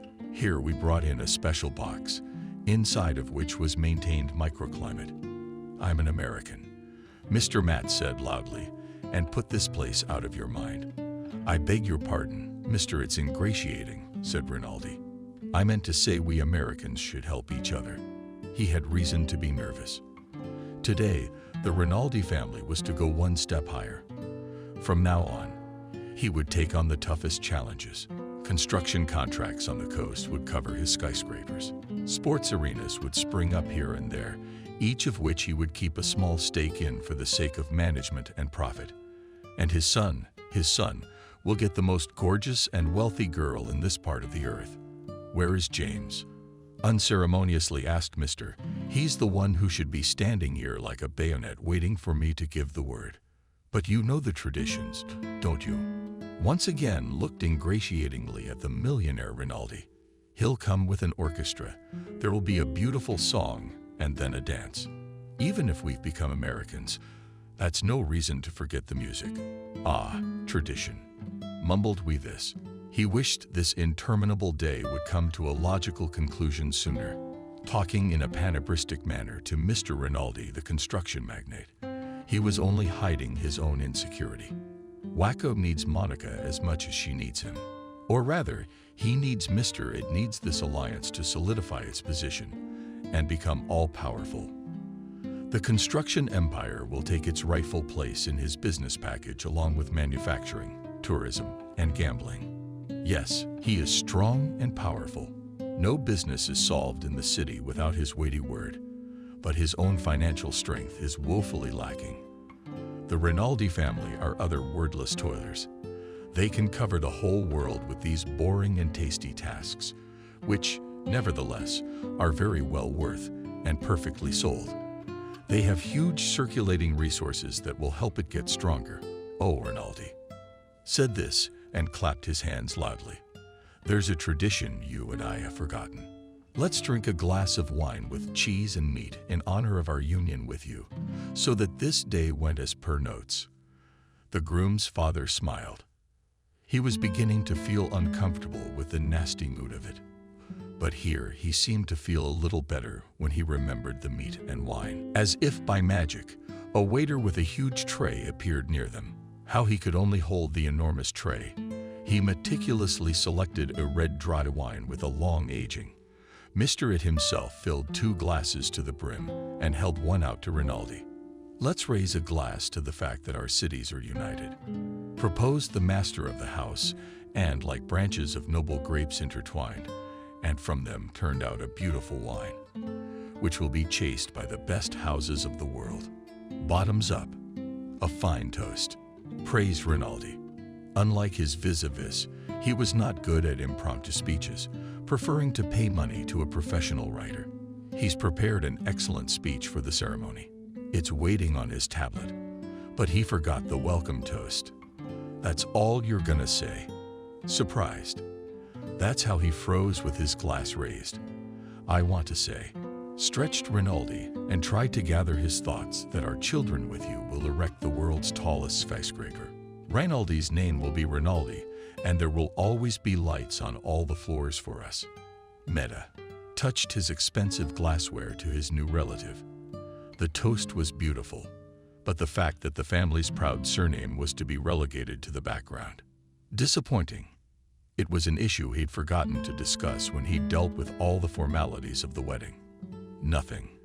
The grandchildren may well want to carry his surname. Good thing it sounds beautiful.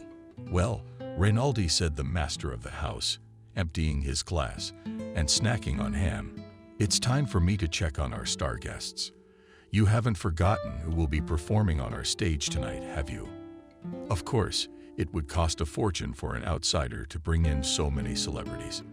But many of them owed Mr. This the beginning of their careers, and therefore agreed to perform for free, and the millionaire only had to pay for the flight and hotel. It was already 5 o'clock, and the guests gradually began to arrive. They all approached Mr. Matt, shook his huge striped palm, and wished prosperity and prosperity to the new family. The master of the house wore a luxurious suit, despite the heat, but on his broad forehead did not even appear vapor. How wonderful is the weather. Mrs. Smith, the wife of the owner of a large retail chain, smiled. "Specially for you," smiled back at Matt. "Thank you for the cheeses you sent to our table." "Oh, it's such a small thing," Mrs. Smith waved her hand. "You should have seen the gift Angie prepared for our young ones. Would you sign a lifetime contract with us for your Italian oils?" "Mister, it's an exclusive contract." The landlord smiled even wider. "But no," he thought haughtily. "You can't buy me that cheap." Matta liked total control over the situation, and so every half hour his secretary, a charming girl named Anush, called him and reported whether everything was going according to plan. Chief of Security Tan reported every hour, reporting anything suspicious. "If you see even a shadow." Leet whispered to Mr. Matta, talking to Tom. "Nothing and no one should mar this day." "That's right," Mr. Joe replied, the head of security. "The situation is under complete control." Mitta was very fond of his faithful guard, who resembled a dog in his devotion. The one by animal subtly felt his master. For example, it was he who came up with the idea to remake the name Giuseppe to the American form of Joe.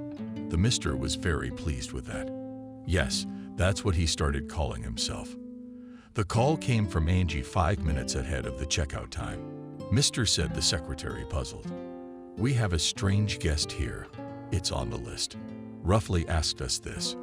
Full control, in his opinion, did not mean diving into every detail. "But since these nitwits can't do otherwise, no." Anish replied, lowering her voice. "Between you and me, it's some ancient old woman. She's demanding you come down because of her diction. I can't understand whether she wants to give or take something. Put her on." I ordered it. "Yes, Signora Mr. Giuseppe." There's an old lady whose voice is on the other end of the line. "Mr. Giuseppe, who am I?" "Me?" The millionaire's steely voice rang out. "I don't recognize it." "Measure for line," continued the old lady in her sweet voice. "I happen to know that there was such a joyous occasion in your house that I couldn't pass by. You have no idea what a journey I have made. I came from far away. So we are strangers." Cut Matta off. "I'm sorry, Signora, but I did not invite you to my house this day." I know you've forgotten." The old lady's, whose voice on the other end of the wire was getting louder. "Don't worry, Mr. Don't worry, I'm not offended. I'm often forgotten now. I need Giuseppe's help. Asked the old woman and immediately switched to you. Only you can help me. Only you, Giuseppe. Put the phone back on, ma'am. A test of strength. Mr. Joe. The millionaire's broad forehead was showing from. He didn't sweat at all until he started to get nervous. Mr. Matt made a brief gesture to the waiter, literally one with a Coke. The one, as if having read the big boss's mind, ran up to him and swiped it neatly. It was as if the landlord was not on the phone, but performing a complex operation. He said, "Mother, send this old woman away. And if she persists, call the police. The sheriff promised me they'd have a car around here somewhere. But Mr. Joe, outside, the secretary. She says she needs help, and she has important information." I said drive. Demanded the millionaire not to bother me about such nonsense anymore. Because, you know, there's a whole line of people wanting to take your place. There were more and more guests. They were occupying a huge section of Mr. They were touring the luxurious interiors of his mansion. They tasted the appetizers and examined the table that was set right in the garden. The stylists finished decorating the photo area, and a good dozen photographers were walking around the guests so that everyone could fill their ribbon with great pictures. Now we need to get to the most enjoyable part of this ceremony. His daughter, his baby girl, is finally going to jump out in marriage.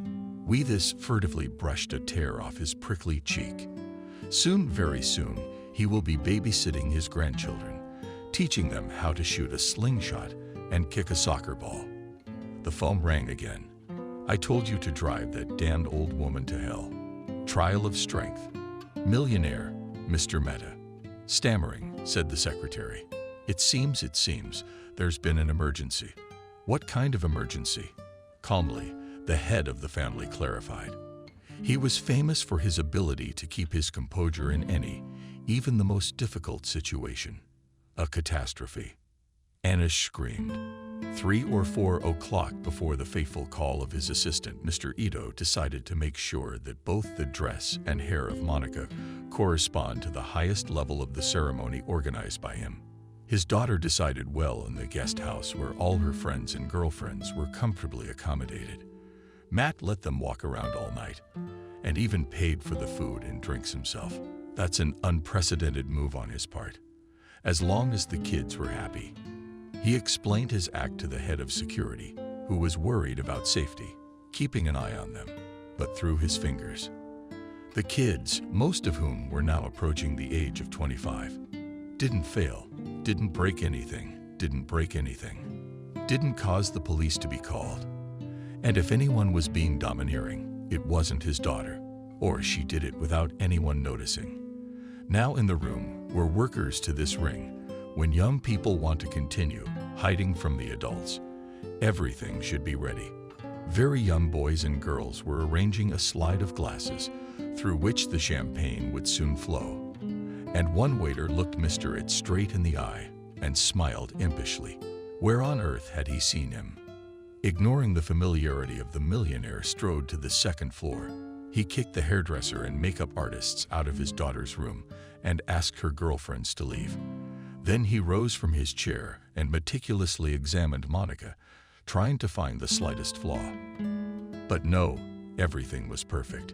Did his daughter, his pride and joy, really look like the $5-6 million he had invested in this wedding? "Congratulations to you, daughter," he whispered, hugging Monica gently. The main thing was not to wrinkle the dress or damage the makeup. The photos will decorate the main news feeds of the agencies, and therefore should not drop the authority of Matt's family. Challenged with what? Monica asked. With being able to tie your business to the Rinaldi family. Mr. This froze like thunderstruck. From whom but his daughter? A clever and calculating girl. He didn't expect to hear anything like that. After all, he had offered her a choice of 3 suitors, and she herself had settled on Vasco. The young man, of course, was a bit of a god, and in his Mr. This presence, he generally swallowed his tongue like a snake. But all in all, the guy was great, and he certainly loved her. He loved her. Yeah, the guy's a slob. But that's exactly what Monica needed. And importantly, with the financial ability to fulfill all her needs, which can grow over the years. What do you mean by that? Dad asked. What I mean is shut up. Suddenly shouted Mr. I don't even want to hear it. Any girl in your place would be dancing with joy. And you're just as nosy as ever. Why don't you ever want to hear me? Monica asked. And there were tears in her eyes. And there were tears in her eyes. Everything I do for you and for the family, replied Mr. This, trying to give his capital voice tenderness. You should be grateful to me. You know James is not the hero of my novel, sighed Monica. Yes, we'll settle well. He loves me. He's been very gentle with me. But to live with him all my life, I'd die of homesickness. Mr. thought about it. He certainly shouldn't have upset his daughter on a day like this. She will marry James anyway. It was a done deal. But she'd remember his pressure and despotism for the rest of her life, which means she'll hate him. I had to sweeten the pill. Fortunately, he had already taken care of this issue a month ago and prepared a gift that would make any girl fly to the seventh heaven with delight. Forgive me, darling. Forgive my pressure and this arrogant tone. You know how hard it is to make these decisions, but I'm the one who takes full responsibility for them. Here you go.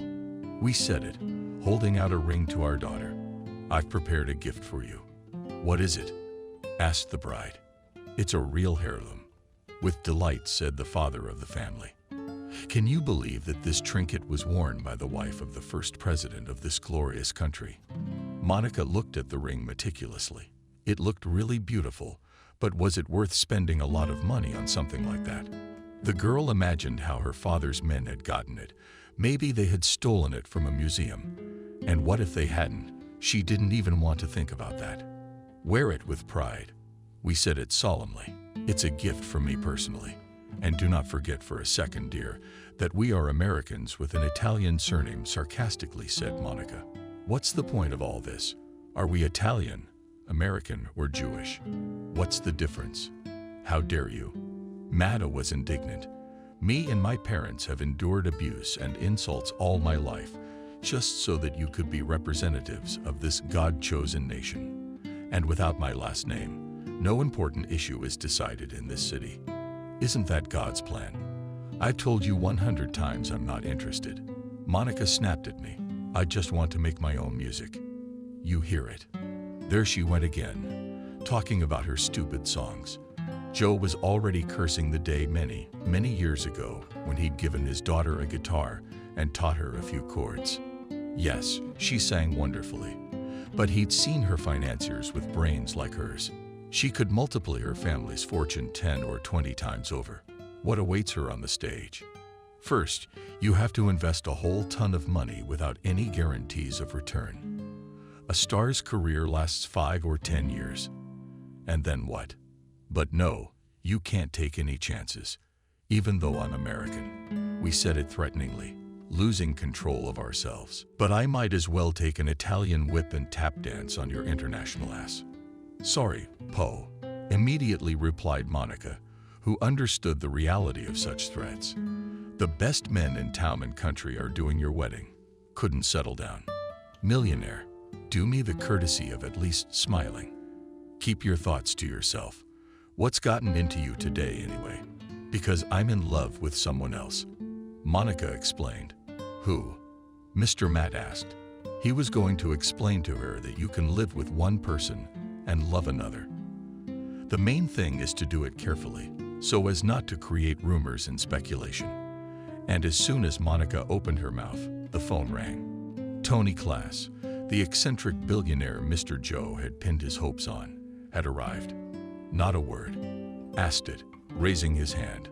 I love you, daughter, Mr. Tony, said the master of the household in as kind a tone as his speech apparatus was capable of. What an honor and a surprise. I'm on my way. So the guests have arrived. The tables are bursting with refreshments, and the musicians on both stages still continue to fill the air with beautiful melodies. However, Monica is missing, and there's no clarity on her disappearance. The saddest part is that no one saw where she went, neither her stylist, makeup artist, nor her girlfriends. It's like she vanished into thin air. It's Mister, this is the dilemma of canceling the wedding or hoping that Monica's kidnapping is a bad joke. Santi, her best friend, was crying, clutching a teddy bear in her hands, and somehow nursing herself back to health for what had happened. The local police office sent 2 detectives at once to speed up the investigation. The gentleman went along with it. His weight was too high. "Tell me again," asked one detective, tall, thin, addressing Santa. But no tears. "Honey, what happened?" Musicians in traditional Mexican attire entered the guest house. She was sobbing. "I don't know who booked them. They started playing their songs, doing round dances with us. When I came to my senses, I saw that Monica was nowhere to be found, and I sounded the alarm." "How long did the singing, dancing, and destruction of tequila last?" the tall detective asked. "I don't even know." Stretched out to Sante. "Maybe 20 minutes, or more." "And when was the last time you saw Monica?" Santi looked expressively at Matt, tearing up again. "When her dad, Mr. Joe, came by and kicked us out," she said. "And that was before the Mexican band." "Maybe she went somewhere else?"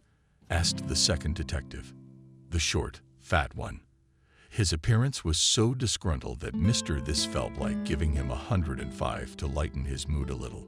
"The phone was left on the bed," declared Sante with renewed vigor. "And after all, she doesn't go anywhere without her phone." The 2 guards that were on duty outside the guest house didn't see anything suspicious. On behalf of they questioned all the youths and waiters, writing explanatory notes on behalf of everyone. But where had his daughter disappeared to? In her gorgeous dress, no one had noticed. Now the short, fat detective was leafing through the notes, and his disgruntled look grew even more grim. For a moment, the policemen looked at each other and took up their positions beside "This case sucks," said the disgruntled cop, short in stature. "If it's a kidnapping, it's a masterstroke. Hats off, as they say." "Do you think it's funny?" asked millionaire Mr. Joe. "If it is a crime, do you have any enemies? Do you have ill wishers? Do you have any idea who might have kidnapped her?" asked the thin and tall Detective Stanley, thoughtfully biting his pencil. "Who?" roared Mr. Matt. "Yes, any cretin who has a desire to become $1 billion or 2 richer, or whatever the usual demands are for kidnappers, daughters, millionaires." "Have you been given any demands yet?" Detective Brandon clarified. This bigwig with the loud voice was starting to annoy him, like a whole bunch of self-righteous assholes, a bunch of them in his precinct. "No, none at all," pulled Matt. "The groom's dead." The cops looked at each other. "Are we having a murder?" asked Stanley. No, waved his hands at the millionaire hobbit morally. "He loves my daughter very much. Was it really painful to look at you?" He sobbed like a girl, trying to tell his side of the story. They'd been dating for 6 months, but they'd only slept together a handful of times. It wasn't the Italian upbringing, it was Monica's nasty temper. We knew that American women treated flat relationships differently than Italian women. Sleeping with 2 or 3 guys before marriage in the US equated to complete innocence, and his daughter was so caught up in local tradition that she could pass for a Native American woman in terms of sexual freedom, but she preferred to keep you on starvation rations, an approach he understood and even shared. Detective Brendan looked out the window from the 2nd floor of the guest house. There was a stunning view of the courtyard. Beautiful music was playing, some kind of country music. The blue pool rippled in the sunlight. Now I'd like to throw off my jacket, shirt, and pants and dive into this sinful water and call for the waiter with an ice-cold drink. His partner stood beside him and stared at the courtyard too.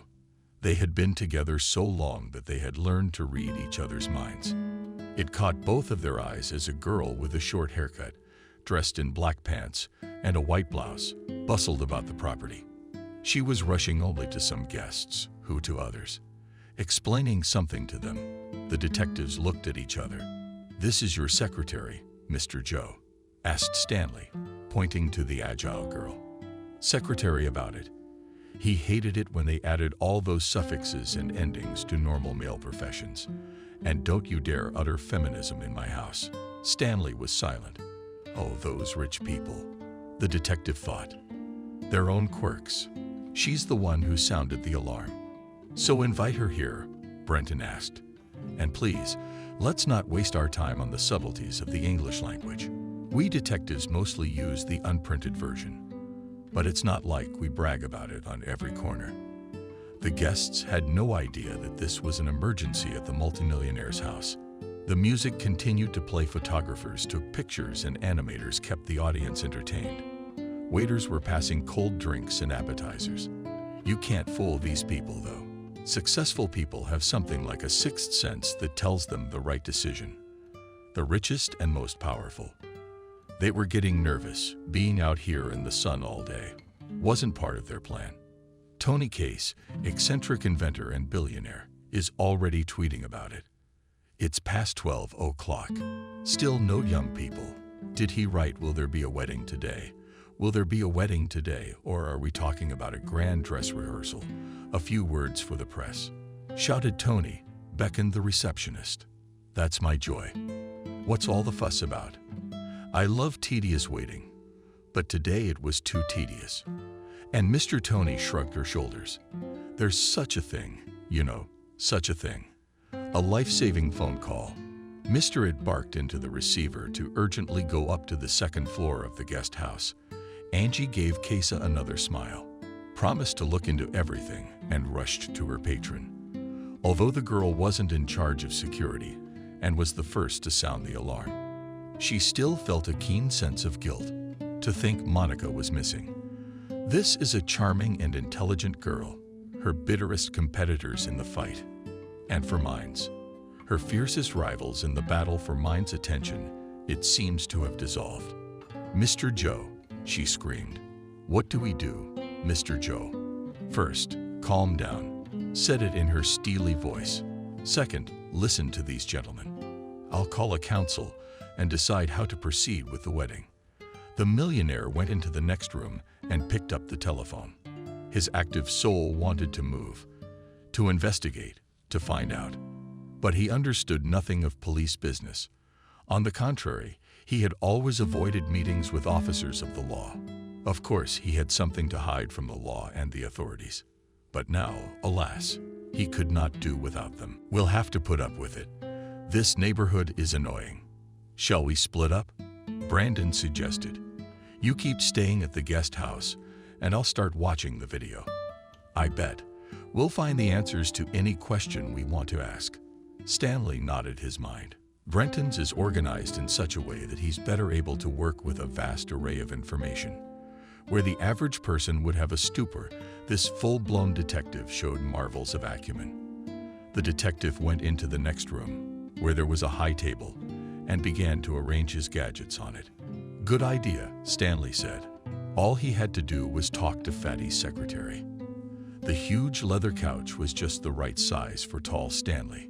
His feet rested on the ground while he leaned on the backrest, a blissful position for a Russian to sit in. The detective felt that this young beauty with the short haircut could definitely be useful to him. But in what way? "My name is Stanley," he said to the girl, Detective Stanley. "We're investigating the kidnapping of Monica. This simple," she replied. "Call me Angela." "What a rare name," smiled Stan. But the girl didn't react. "So, you were the first to sound the alarm. My partner and I saw through the window how you literally calmed the neighborhood and probably saw all the guests." "That's right," the girl replied. "Mr. Maitredi ordered me to personally check everyone." "Checked," the detective clarified. "At the entrance, I made sure the invitation matched the list. He's a sexist, you know, in a good way. Guests don't like all those guards he wants. A young girl's a different matter." "Well, there you go." Stanley interrupted her. "Did you see anything suspicious? Maybe some plumbers or alleged police officers entering the house?" "The maid of honor says there was a Mexican concert." "That's the plan," she said. I already gave the band's contacts to the security guard. We booked the Mexicans a month ago. The girl thought there was a lot more to the program. She almost cried. An illusionist, 2 Hollywood actors with small performances, a couple of world stars. It was a shame that all her work had gone to waste. Although, of course, there were other people involved in the organization. Then maybe the detective held out. Maybe you just want to tell me something. Not necessarily something suspicious, something that would help the investigation. Water nodded her head. I have something to say. Just not here. Let's get away from him. Away from who? The detective was surprised. He nodded expressively towards the room where we were also supposed to assemble our council. Yes, Anash whispered.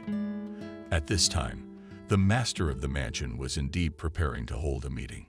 In any unclear situation, he arranged for an extended gathering. So how was the kidnapping of his daughter worse? The mother then called the deputies who were also present at Mr. Rinaldi's wedding. Then he thought about it and decided to go to extreme measures, even calling his own wife. Who did I forget? Matt thought to himself.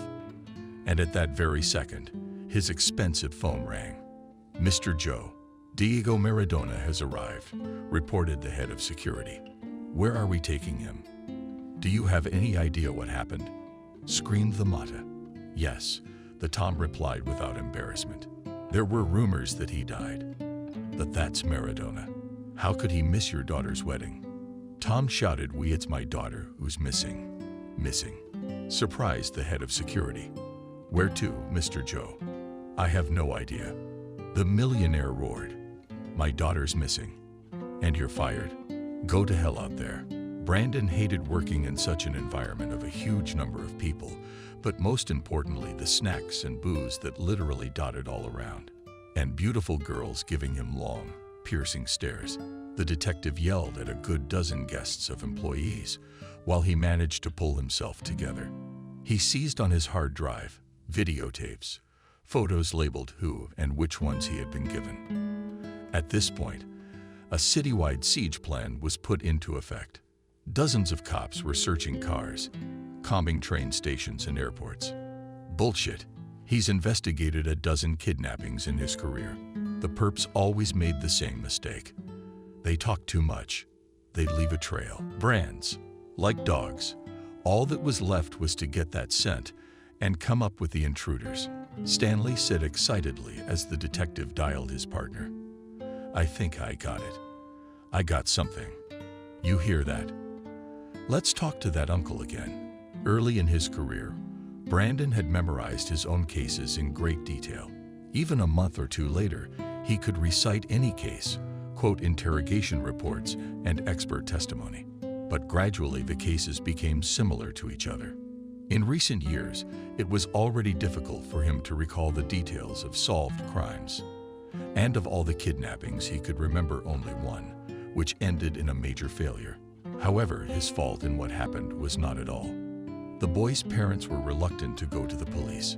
Brenda started looking for the intruders on the 3rd day of the kidnapping, and all he found was a breathless body. Here, look, said Brandon, setting the tablet in front of Matt and Stanley, who came in 5 minutes later. I took a quick look at the videotapes. So our little girl went missing between 17 UI 1730. Let's just say he got it. He suddenly felt old and also devilishly tired. So what of it? Do you know why I thought that? Asked the detective. Because at 16:45 your daughter was caught in the lens of a girlfriend. They took selfies. That matches the explanation of her march. And around 6:00 p.m., you realize she was missing.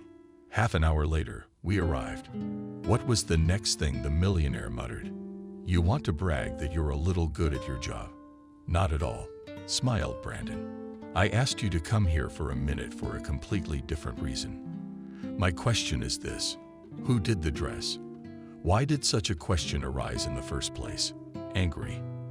It's a completely stupid question. Just the way I like it. We're just wasting time arguing, said the detective. But I was gonna show you anyway. Look, don't you find anything odd? Brandon pressed the space bar and the laptop started playing the video from the surveillance camera installed behind the guest house. It showed a waiter pushing in front of him the very crate in which the bride's dress had been delivered. At some point, he looked away and the Raven detective pressed stop. The face, of course, was problematic to see, but some features could be caught. Stanley snapped a picture of the screen on his phone and stepped aside to send out an orientation. In a strange coincidence, the other cameras in our hero's path didn't work, said Brandon. I told the interrogator to go all the way to the end.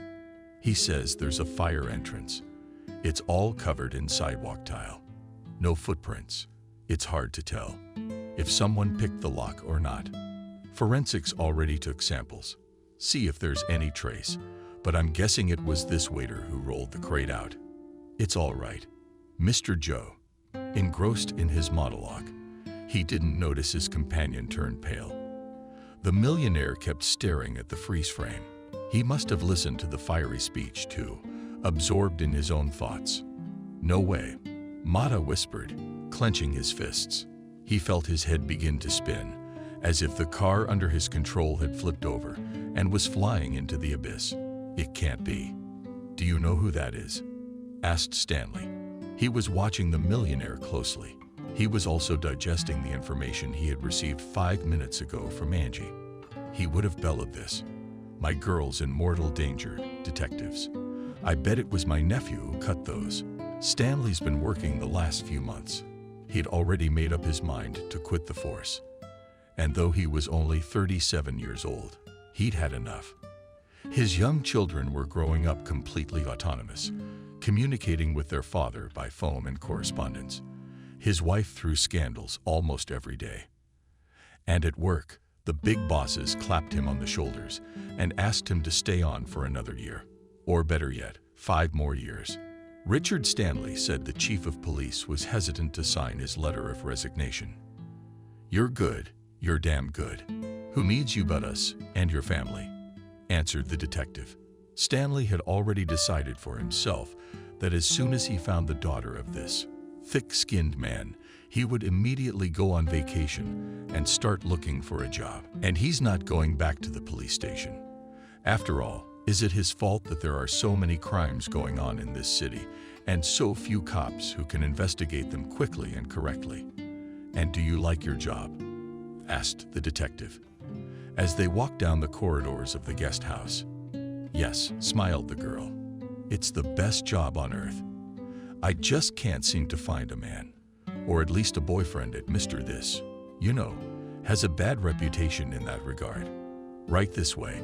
She opened the door and gestured for me to come inside. She looked carefully to make sure there were no intruders. It's all right. This is where the mops were put. Buckets here stored sponges and other things needed to put things in order. There was a smell of cleaning supplies in the room that the detective liked very much. 2 days ago, some strange people came to see Mr. This said, when they were alone in a room on the first floor. The room was cramped, and there was nowhere to sit down. If he finds out what I told you, he'll be furious, detective. And he'll definitely fire me. You hear that? Where did you go? Stanley asked. To his house. No, we started with our heads again. They didn't go into the house. He talked to them at the guard post.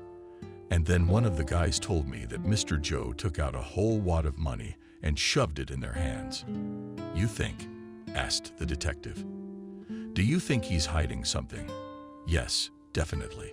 Nodded the girl. He knows more than we do, and Monica didn't want this wedding. She told you that?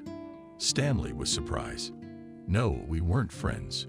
She used to be very jealous of her father.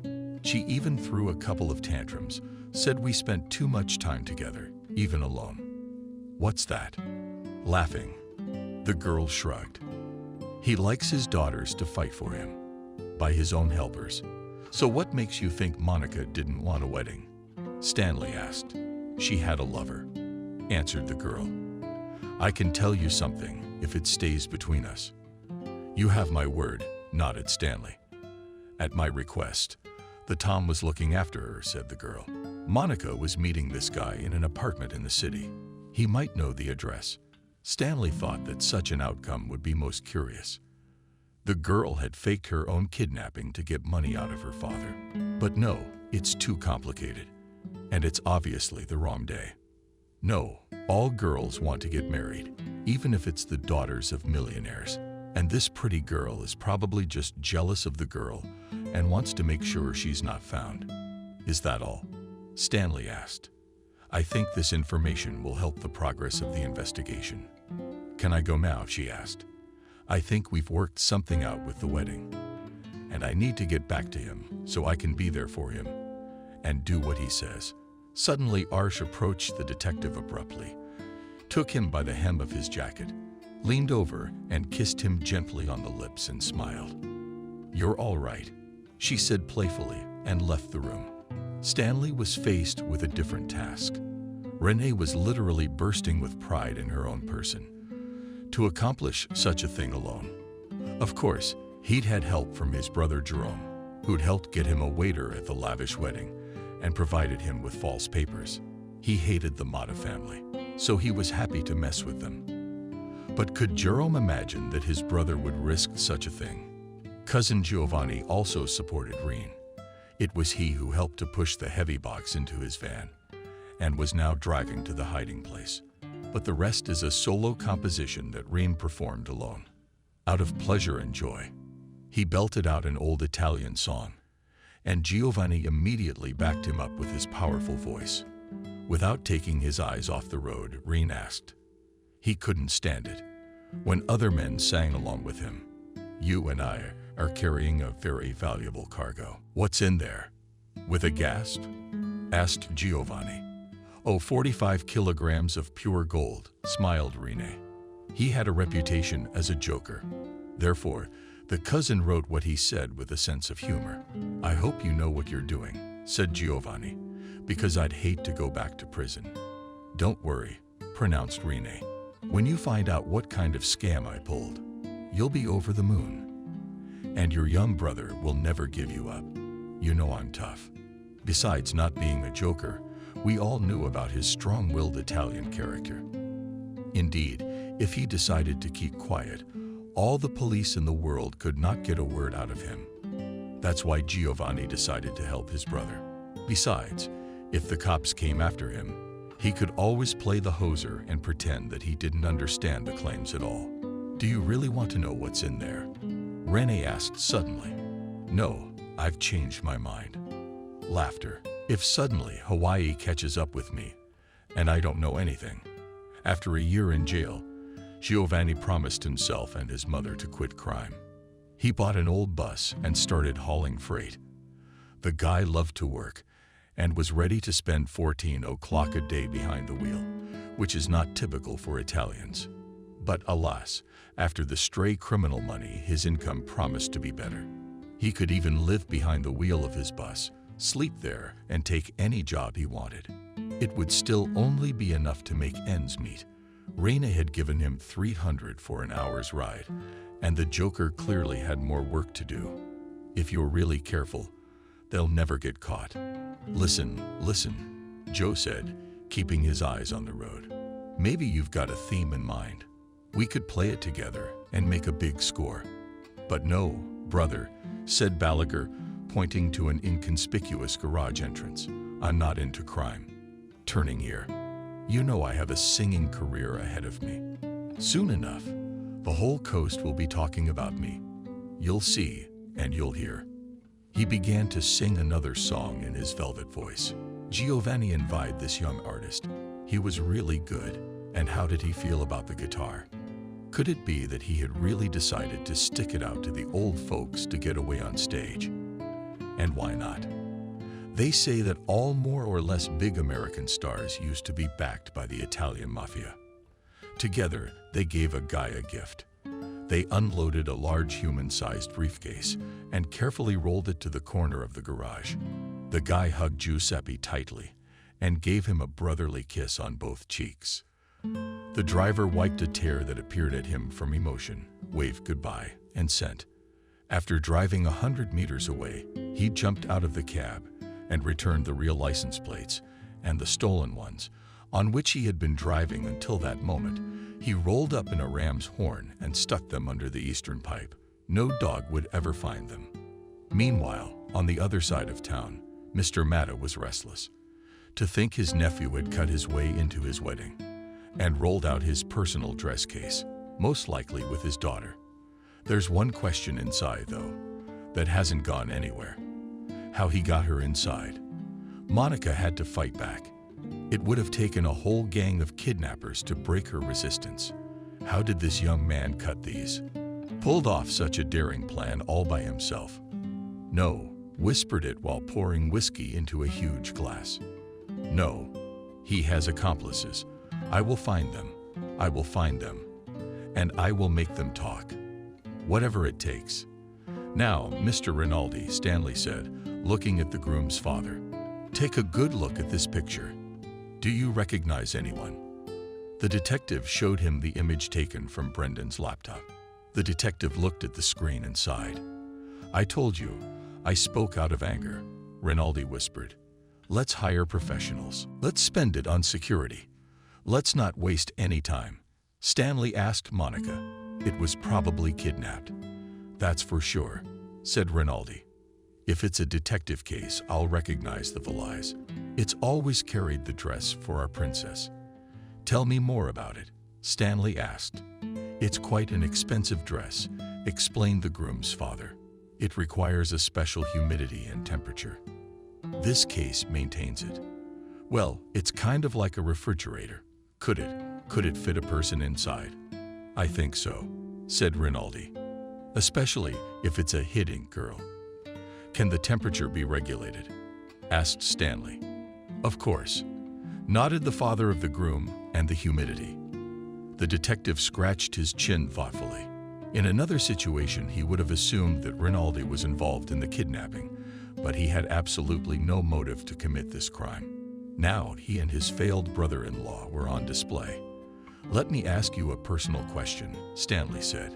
Suppose I'm a kidnapper and I want to put up a ransom for Matt's daughter. How much should I ask for? Between you and me, he's not doing well, Rinaldi said. He's rich in assets, but you can't pull a lot of money out of them overnight. I don't think he can do more than 10 million. Who do you think would want to kidnap the girl? The detective asked. I have no idea. Rinaldi shrugged. One thing I can say for sure, if he didn't think he was smarter than all of us put together, it wouldn't have happened. Anger, longing overwhelmed his soul. Rinaldi didn't feel sorry for the 1 million he'd spent on the wedding and even the gorgeous dress for Monica, which she clearly didn't deserve. He didn't care at all. Reputation was another matter. Unless this trickster could figure out how to get out of the situation, he needed to be distanced from him immediately. Rinaldi couldn't believe that such a thing was possible in modern America. It seemed that the era of the relationship between Italians was in the distant past. Even his father was no more than a respectable American, much less his son. James held his own in this situation. He was, of course, discouraged by the news that his fiancée had been kidnapped, but he kept his spirits up. Detective, Rinaldi asked, let me ask you a question. What are the chances of finding our beauty alive? And of course, well, it usually takes up to 3 days to solve a kidnapping, Stanley explained. The next limit is a week. If the person is not found within that period, the chances of rescue are close to 0. But pardon me, Rinaldi said. You said but. Yes, nodded the detective. If we're talking about classic kidnappings. But there is a nuance. Nipro claims within 24 hours or immediately after the crime. And here there's silence. It's strange. Looking at the general merriment, it brought tears to my eyes. Annoyed, he walked out into the crowd. After a short meeting with his aides and wife, he had made his decision, and yet he was terribly reluctant to announce it. As much as Mr. Joni would delay this moment, action must be taken. The musicians stopped playing music, all eyes fixed on him. The master of the house.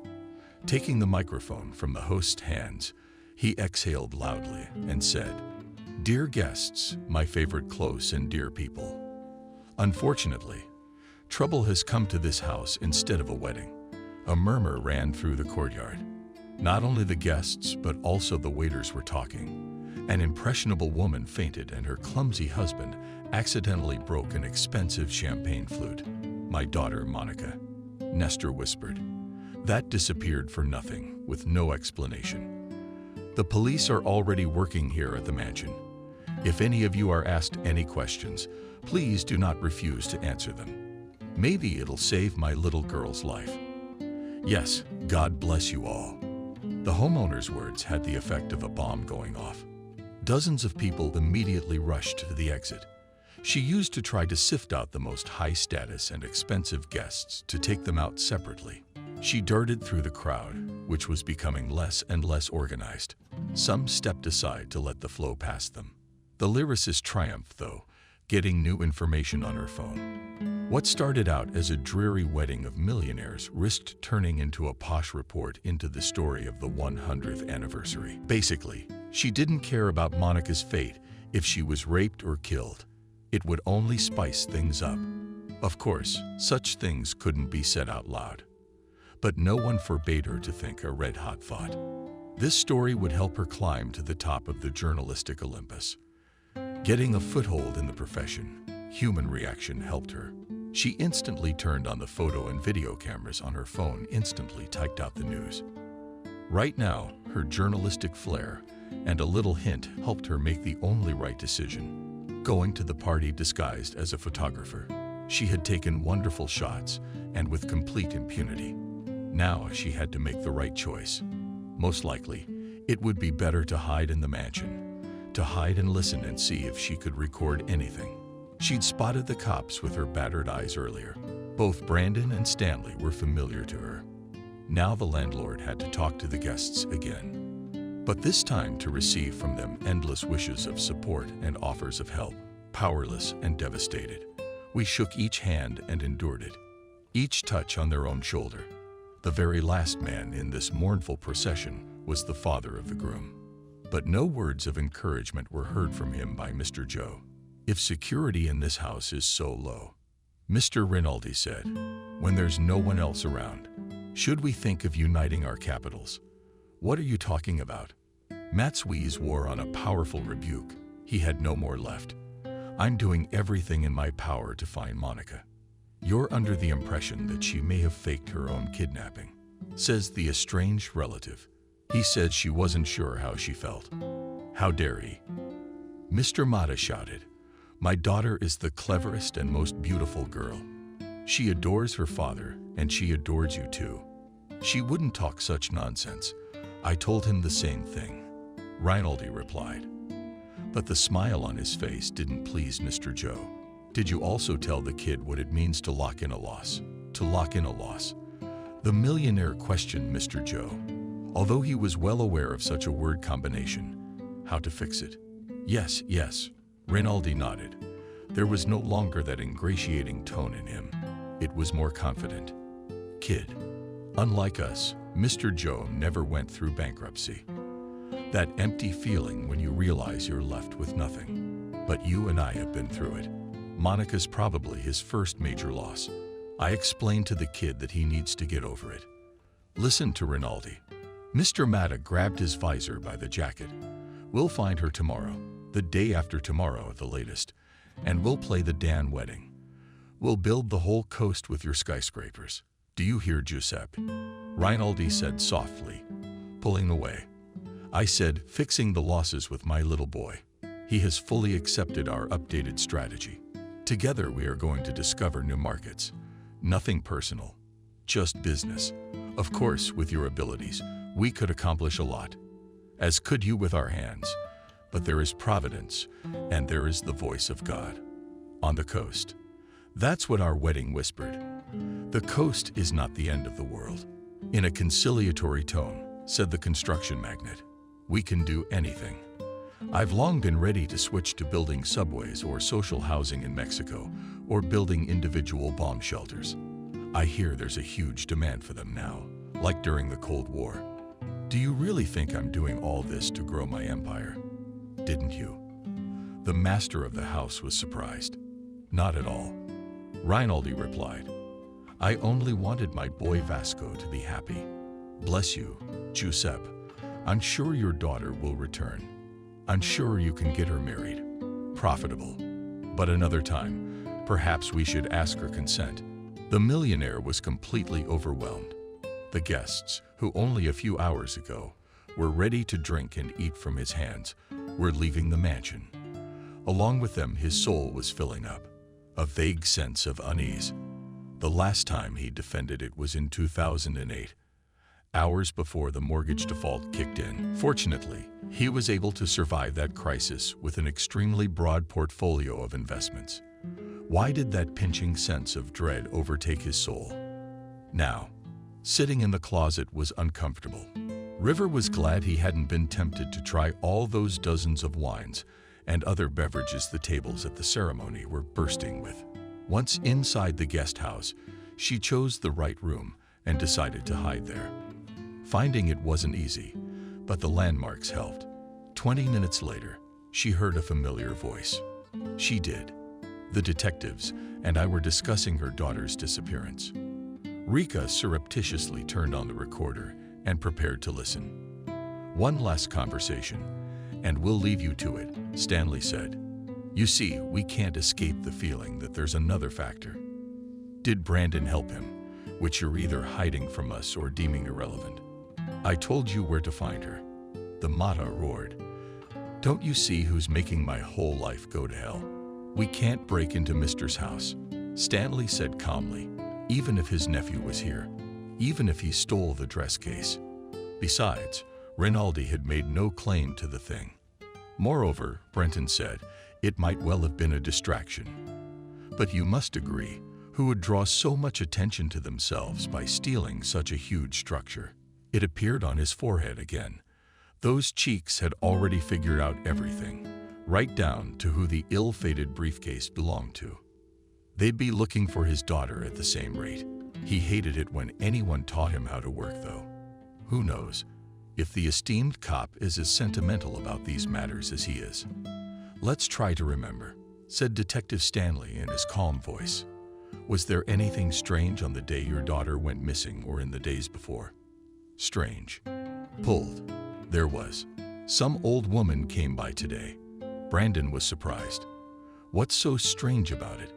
She talked, said she had some information for me, and she asked for help, said to come down. What did she say? Asked the detective. I have no idea. The millionaire shrugged. I told her to get her out of here. You didn't remember the name, of course, the cop said. Why not? It was desperate for praise, as in the old days, when his every silly joke was met with thunderous laughter. I keep hundreds of names and numbers in my head. Detective. So name it. The name that was just rolling around on my tongue slipped away. The millionaire started snapping his fingers as if trying to catch the words by their tails. Oh shit. What was his name? I've heard that name before. Disappointed detective tired of waiting for the resurrection in the memory of the cherished last name and was about to leave the room with his colleague. But in the doorway, Wyatt was called out to them both. Remembered. Excitedly whispered the millionaire. Her name was Mira for the line. That's how she introduced herself when we spoke on the phone and Anish dialed me. That was at about 4:30 p.m. Gentlemen, you see, I'm not that old yet. That's for sure. Brandon asked, scratching his chin. You're not confusing anything. No, Angry answered we are. I told you, I have an excellent memory. You wanted details. I remembered them. The thing is, said Brandon, I know this woman, or rather, these details. Well, then dig, Inspector Dig. Mr. Joe yelled, dig in that direction. Mr. Mehta, tell me honestly, are you kidding me? The journalist became suspicious. The names and surnames spoken up to that point said nothing. But when she heard the Pasolini Prize, the journalist perked up. Could she be the one? Taking out Rick's iPhone, she began to write a short note Tuck sketched. If suddenly now her hunch was confirmed, no need to demand so much from fate. Luck, of course, loves preparation, but also restraint and modesty. The very qualities that Rika could never boast of. The telephone, a journalist's main weapon, thought Rika, trying to stretch her legs. Everything here has cameras to take cool pictures, a notepad to quickly jot down a note. And then there's the internet, where you can always get the information you need. If I didn't know your boss, roared the Matt, I'd call you a puppy, for no one here. No one is allowed to say in my house that I'm bullying. If you're not bullying, that's even worse. The detective hissed. Brendan held back, but with great difficulty. To gain access to Signora, the ruin, you really had to dig. In the truest sense of the word. All because her funeral had taken place 3 weeks ago. Grandma passed away, quietly and peacefully. What can't be said for the valuables that were stored in her vintage apartment? While the old lady waited for her own nameless body to be discovered, someone took everything they could get their hands on. Brandon was on duty when the call came in. This was way out of his league and out of his specialty. After all, burglaries can be handled by rookie cops.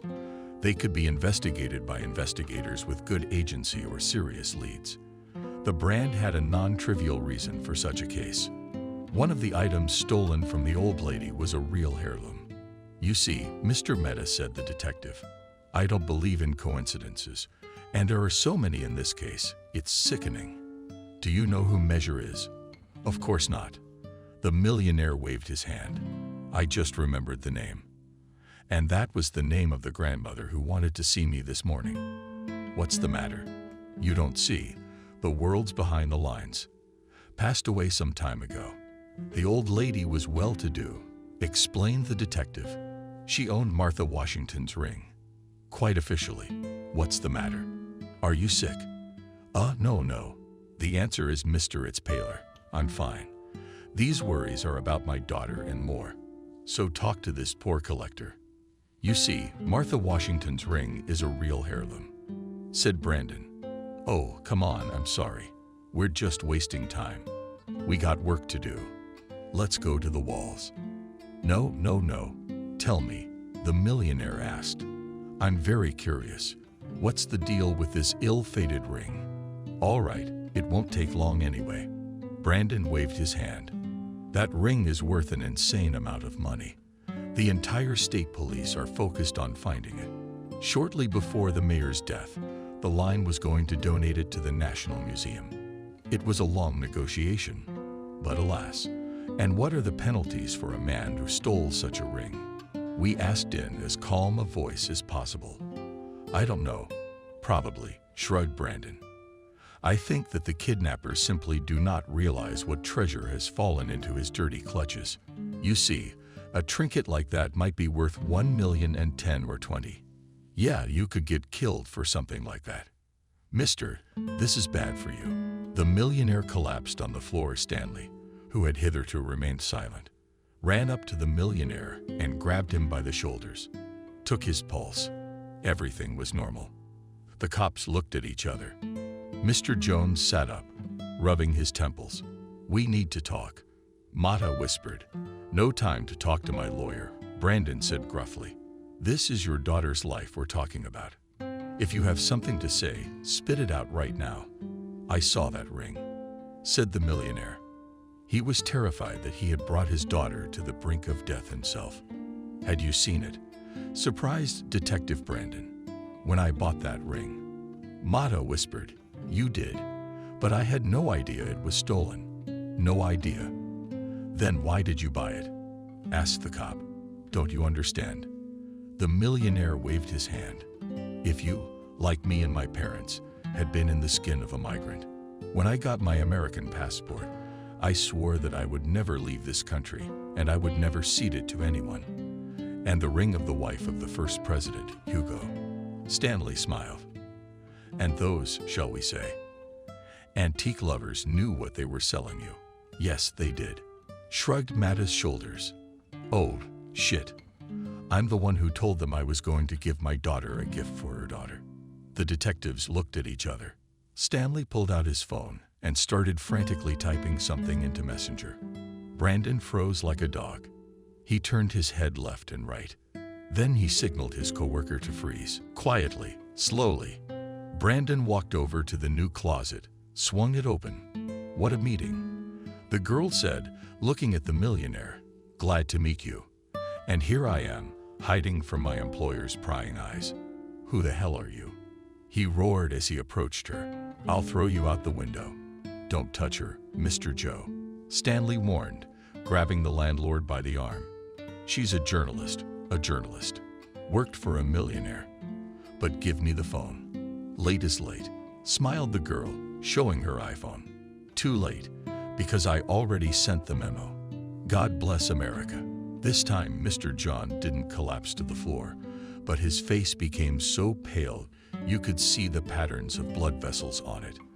America only smiled as she watched him suffer. She loved to watch the masters of life suffer. Brandon hated the press, but he was the one who had been sent in front of the press, and he didn't dare disobey orders. You have to be careful when talking to the media, even if you're leaving the force, and even more careful if you want to stay on the force. Just one wrong word, one joke, and the newspapermen will instantly hoist your detective soul on their free speech pitchforks. "Dear colleagues," said Brandon, "I am invited to make a brief statement. The police are investigating Monica's disappearance. This means a criminal trial. A huge amount of evidence has been analyzed.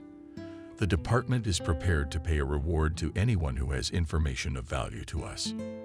"Did the kidnappers make demands?" the young journalist asked. She did not identify herself. "No demands," the detective replied. "No reliable information about the details of the kidnapping." "If not a kidnapping, then what is it?" asked the Tolstoy newspaperman, twitching all his chin. "No comment," replied Brandon. He loved that word combination. "Let's say I'm a kidnapper," the young journalist said thoughtfully. "What could I expect? For leniency if you give up the police and fulfill all its requirements," said the detective with a smile. What was happening was beginning to irritate him. "More questions, Mr. Brandon." He heard a familiar voice. "Rika Smith, special correspondent. Do you confirm that there was also a theft of the national relic of Martha Washington's ring?" "I do." Brandon nodded. "But there's no need to sensationalize it. That ring was stolen 3 weeks ago. I personally put the card in the system of search for valuables. Its cultural status is also unconfirmed, since it hasn't been examined by an expert. The rest is just coincidence and your speculation." The detective immediately invited language, but it was too late. The reporters became animated, like an alligator that had been thrown a piece of meat. He saw the newspapermen rush to their gadgets to scribble notes. Not only was a millionaire's daughter missing, but also a very valuable gizmo. Was Mr. Matta involved in the disappearance of this ring? Rika asked. "In the interest of the investigation, this information is confidential," answered Brandon, although he would love to answer the omnipresent journalist indecently. "If you know where the ring is or Monica, let me know," smiled the detective. That phrase was superfluous too. "Mr. Brent, how much could such a ring be worth?" Another reporter blurted out, and the detective decided to take the opportunity to escape. 1000000. "If it's real," he answered. "The press conference is over.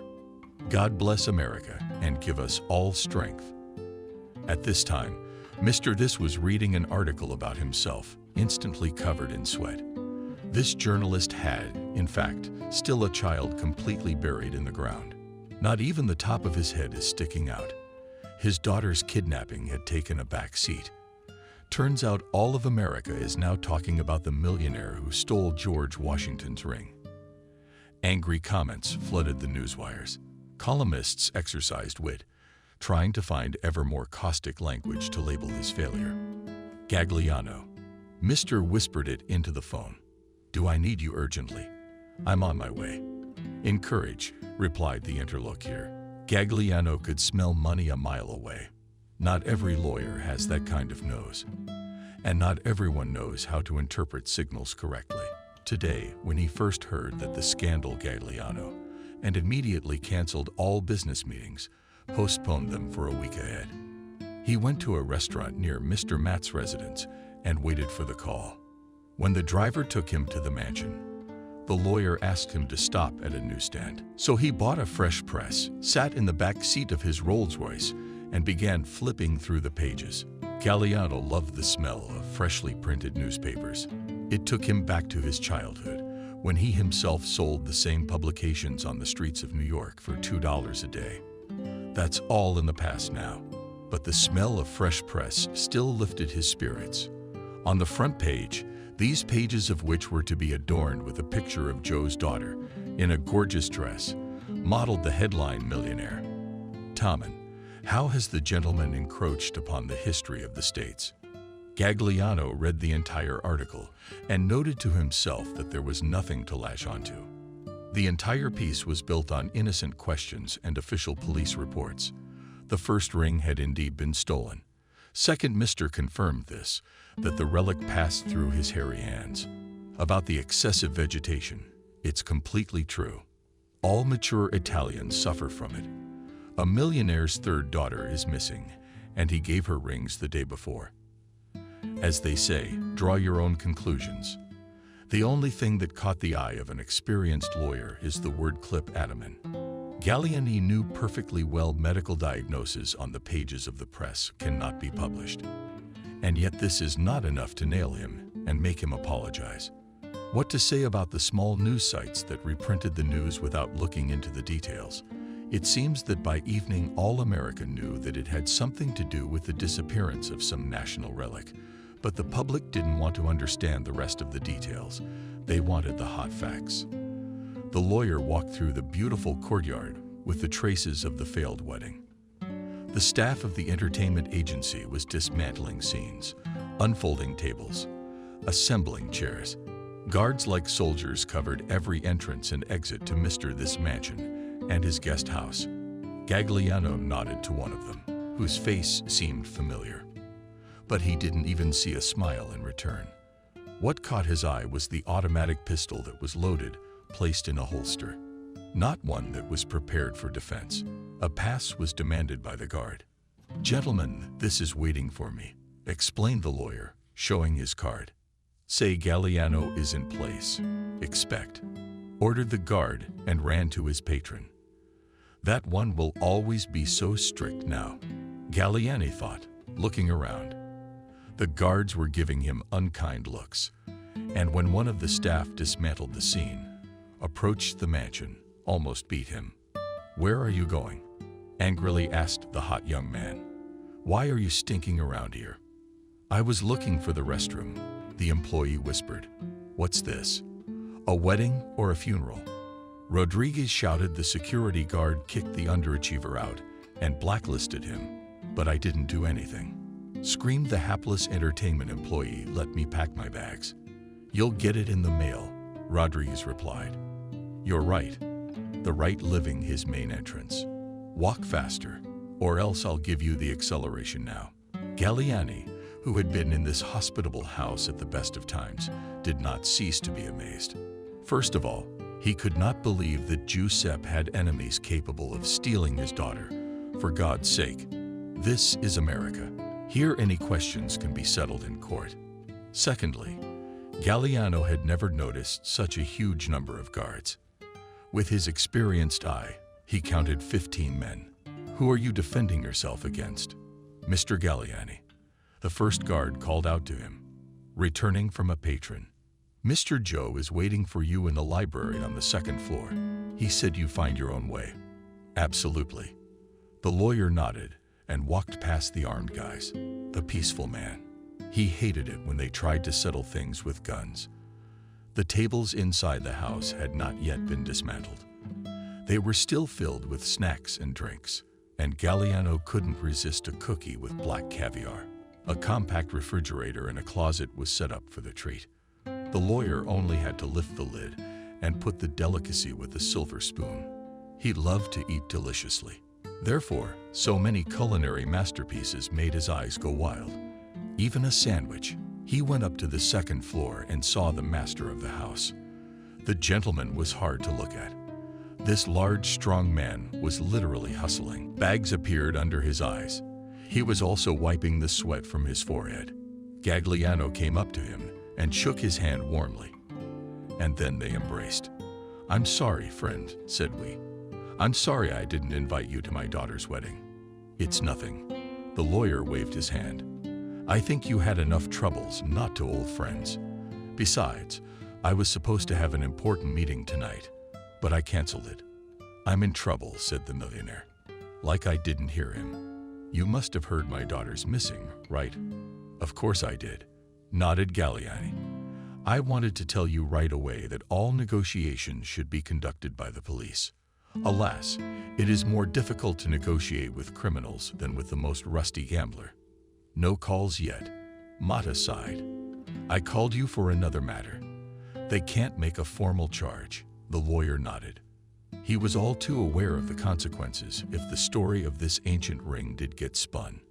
"We could have this arrested, and not for a token 6 months, but for a considerable period of time. This story with Washington's ring is a nightmare." Galliani said, "Did you do the right thing to call me? You could go to jail for stealing something like that. Certainly a man with Italian roots. But I didn't know." Screaming Giuseppe, "Damn it. There have been so many presidents in the history of this glorious country. How do I know some ring was stolen?" "Take it easy." Joe calmed down. It was Gagliano's lawyer whispering. "I've pulled you out of the sludge before. And this time, I'm asking you to keep your voice down." "That's it," said Joe, lowering his voice 2 times, even quieter. The lawyer asked. Through his channels, he learned that a journalist had infiltrated the house to this, under the guise of a waitress. Of course, letting so many people into his mansion was a huge risk. If he had consulted Galliani, he would have said, "The wedding should be celebrated anywhere but here, away from home." Now he had to be careful. What if another left-wing journalist overheard them? "That's it," whispered the millionaire. "Yes," agreed Galliano perfectly. "Tell me, have you been questioned?" "No," answered it. "There was a conversation with the detective, that's all. The same conversation that this journalist overheard. You see, you have to give a proper statement, don't you?" The lawyer advised me. "Say you were looking for a present for your daughter, and some adventurer offered you Martha Washington's ring, and you bought it out of pure humor for the sake of a joke, thinking that you are acquiring some kind of everywhere face, not a relic. How much did you pay?" 100,000, answered were 100 grand. Galliani shouted. "Oh shit. No, it doesn't work like that. You paid a tenner to a tenner. Got it. Okay." The millionaire nodded. "The main thing is not to forget. Do you think I'll go to jail? If you listen to me, no." The lawyer shrugged. "When you're called in for questioning." "Tomorrow, 2:00 p.m., said we'll go together." "You ask." Gigliano chuckled. "Now you can't even pee without your lawyer. Eh? There's a way to get you out of this, even make you a hero." "How?" asked Matt. He was willing to pay a lot more than the fabulously expensive services of Gagliano to find the ring. The lawyer shrugged. "Do you think that these underachievers can really find your daughter? All rich people are the same," Brandon thought. 2:00 didn't pass before the millionaire called an incredibly expensive lawyer to pretend to solve his issues. And now this parasite from the legal world was calling his detective's personal cell phone. How did he get the number? Of course, a man like that would have to be talked to. Like it or not, there was little desire to do so. Mr. Brandon said with a smile to Galliani, starting into the video call, "I apologize for the distraction. My client and I would like to assist the investigation." "I'm listening." The detective answered only quickly and to the point. "We're still looking for Monica." That's what Mr. Joy wanted to say a few words about. The lawyer smiled. He turned the cameras on the millionaire. "Mister, it's like he's gotten older, hustling." "Detective." Brandon grinned gloatingly to himself. "The rich cry too." "No, they cry when it becomes obvious that money can't buy something. Like going back in time and righting wrongs." The detective said it, but his voice sounded rusty. "Martha Washington's ring Or rather, allegedly Martha's ring. I mean, allegedly Martha. Alleged ring. Stop wasting my time. Brandon exploded. We're not talking off the record here. Anyway, it's a goddamn ring. 2 guys brought it to me, said the millionaire. Tom, the former head of security, set me up with them. I fired him today. Brandon's used to his clients not telling him the truth. But when it comes to his daughter, maybe if he'd gotten this information a few hours ago, they'd have moved forward with the investigation by now. Brand sighed and set his tongues, singing indignation within himself. Already he had said something. What were their names? I really don't know these people's names, Matta said. Real names. We've got to remember something. Brendan exhorted him. They probably know the fate of the ring and your daughter. I saw them for the first time, replied the millionaire. He didn't write the volume. He said that some people wanted to sell me something worthwhile. I don't know why I agreed to this stupid meeting. It wasn't really like that. The head of security told me that a real relic of Martha Washington's ring had surfaced on the black market, and Mr. Matt himself was begging for a meeting to sell it. It seemed to him that if his daughter wore such a ring, not a single person in the whole country would dare to challenge his status as a U.S. citizen. One of them was named Rick, pronounced, "We are Thin Rick." Brandon shrieked. He couldn't hide his excitement. Did you guys really mess with Thin Rick? The detective found it increasingly difficult to refrain from the very unprintable expressions for which his department was famous. Think thin. That man wouldn't miss an opportunity to make a big score, and if we also showed him the money. I can see why the kidnappers didn't make any demands. They could wait days, playing a subtle game with a millionaire. That's all. Brandon asked. Or are there any other juicy details? That's it. Exhaled the millionaire. Please find my daughter. The lawyer turned the camera back to his pretty face. The detective noted to himself that this man didn't care about other people's suffering. He hadn't even changed his face when he'd asked him to find his daughter. And Thin Rick's name didn't make any impression on him. This will make the officer's investigation easier, won't it? Asked Gagliano.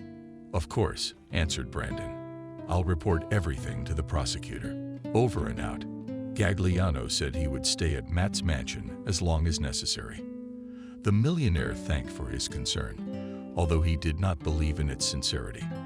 However, the presence of an old acquaintance was very useful. Mr. Joe now could not relax for a second and was waiting for new blows. Leaving aside the Italian wine, the maitre d' ordered to serve him a bottle of whiskey. He began to consume this drink to recover a little, and at the same time to calculate the losses. So, the wedding of his daughter did not take place. So we can forget about reaching new financial frontiers. Convert the influence in square kilometers of offices and residential apartments will not work. Speaking of influence, after a series of scathing articles, Mr. Matta will be shunned like a leper. He's seen it here in the West. They called it ostracism, a culture, an abolitionist culture. Luckily for him, he doesn't have to get movie roles or seek contact with the crowd. So he can just leave managerial positions formally and go into the shadows, and from there he can keep pulling strings. Finally, the most important attack is the risk of ending up behind bars. We've been kicking ourselves for telling detectives about the ring without consulting Gagliano. There was no doubt that the whole thing was played by professionals. First, they forced him to buy the ring, taking advantage of his provincial complexes. Then they sent some actress disguised as an old lady. They set it up so he'd kick her out, but he'd remember her name. And then they stole his daughter. The problem is, he's Giuseppe. It's still at the mercy of unknown intruders. For now, he remains a piece on the chessboard. They continue their game and will soon want the prize money. 1,010,000 at least. That's when he'll show them what Italian integrity is all about. He'll agree to any demands, find the money, and then the wheels will turn. Not a single person will be able to avoid answering what he will do with them. Oh, at this time, a gentleman who was far inferior to us in terms of volume and capital structure was drinking whiskey on the same occasion, But unlike Mr. Joe, he was celebrating success, not counting his losses. In just 2 moves, not just to humiliate his opponent, but to destroy him. Of course, not everything went exactly as the calculating Italian had planned. Some points had to be adjusted on the fly. But revenge, the very dish that should be served cold, turned out to be really juicy. Reading the newspaper headlines and angry comments, These reveled in their victory. The only question that kept him on his toes was, where had the girl gone? He had actually thought about her kidnapping, had kept the possibility in his mind all along, and had even embedded his own man in the entourage. However, there's no way for those fools to prove anything. Therefore, Mr. Elizabeth only had to sing along with whiskey, eat pickled olives and laugh, rejoicing in his brilliant plan. He'll find the girl, as long as someone who plays his own game doesn't interfere in this story. The clock struck 12. Stanley and Brendan continued to sit in the office, analyzing the information. The kidnapping required total concentration as the clock ticked down. In such moments of peak time, one descends to the bottom of Maslow's pyramid of needs. After a week of work at the reel, Stanley was ready to sell his soul for a hot shower and a bed with fresh linen. That's the reason he's quitting. And Brandon seemed to be able to endure any hardship, not a man but a machine. He held a complex dialogue with 3 informants at once. This job was like a chess game with several opponents at the same time, and Brendan was nearing the endgame, moving into the endgame. He's about to checkmate and checkmate at the same time. "Bingo!" shouted the detective. "I found her." "Who?" Stanley was surprised. "Our girl," answered Brandon. "But it's gonna cost me a lot of money." "Oh well. Let's get in the transport. We're gonna get her. Just the 2 of us?" Stanley asked. "Are you crazy? Let's call in a SWAT team for force support. I've got 2 flak jackets in the trunk," Brandon shrugged, "and a shotgun. You can take the helmet if you want." "I'm not going anywhere," Stanley cut him off. "I've already dropped a support request from mine." Brandon smiled. "Or I'll go alone." With those words, he slipped his jacket over his shoulders and rushed out the door. Stanley cursed, put his hat on his head, and ran after him. Brandon, in spite of his stature, was moving very righteously. Stanley rushed after him on his long legs, cursing his partner. "Where'd you get the information?" he asked. "And what's the rush?" "From an informant," answered Brandon. "We got about 20 minutes, no more." The detectives drove through the night city, both the Buick and Brendan literally swallowing up the kilometers. He was accelerating at an obscene speed, and Stanley prayed they didn't hit some pole or manhole. "Where are we going?" Stanley asked. "Let's go easy on the warehouses," Brendan replied. Out of the corner of his eye, he noticed his partner patting his pockets. "Did you forget your cell phone?" "Uh-huh," Stanley nodded. "Oh, shit. This is all your fault. While we were running down the stairs, I dropped the boss," Brandon replied. "Didn't you get Churko off in time?" Stanley was silent. They drove into some kind of industrial development. In the dark, the detective couldn't recognize the place anyway. Brandon turned off the engine. Quietly, without slamming the doors, they walked to the trunk. Brand handed him the body armor helmet and picked up the shotgun himself.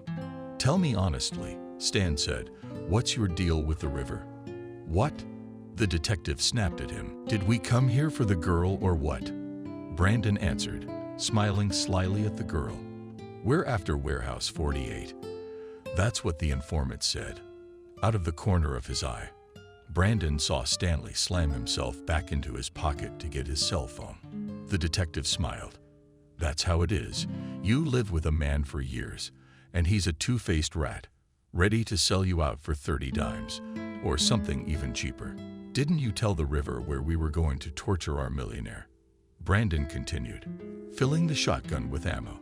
"She would never have guessed it herself." "Go to hell," said Stanley. "I didn't do anything, and you hid my phone." "I didn't." "No." Brandon smiled, adjusting his armor, which barely fit his large belly. Just put it in a drawer so you forget it. And now what? Stanley asked. You gonna turn me in? No, worse, said his partner. We find the girl. I'll file a report and go back to your corrupt journalists. He jerked the bolt spectacularly, putting a cartridge in the snick, though the movement was unnecessary.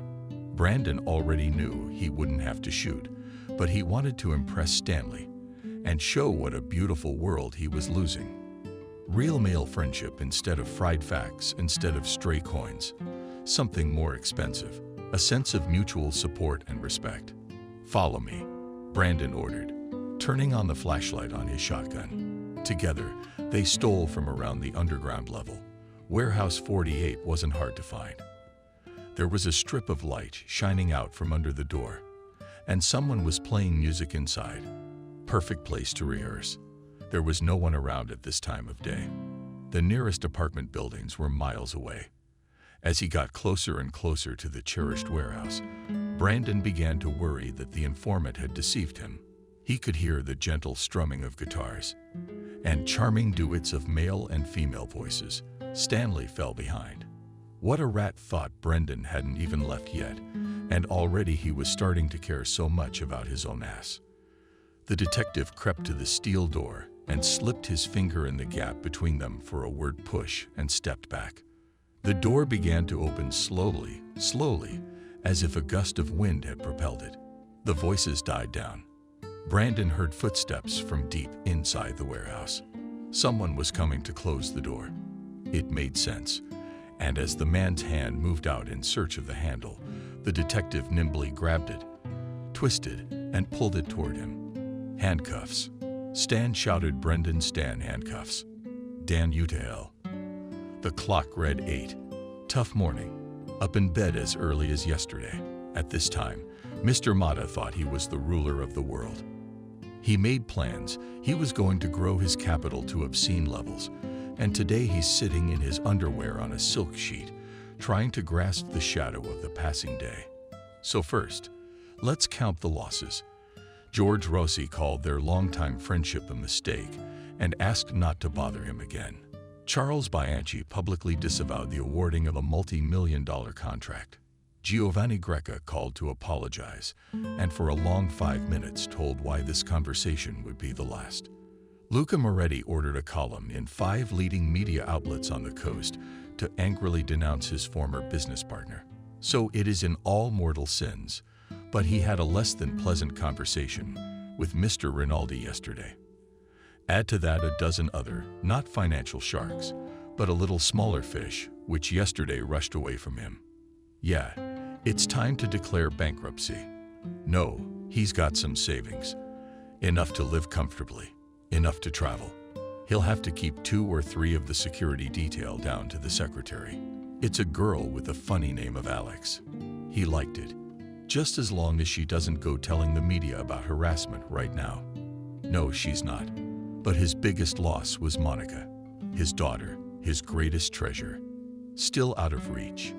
What if the mysterious kidnappers found out what relic he gave her and thought the ransom was a lie? Or now they're going to try to screw him over for a sum he doesn't have. There was another possibility. Let the minuscule that the daughter was found just shy of calling early in the morning or did not want to tell the terrible news.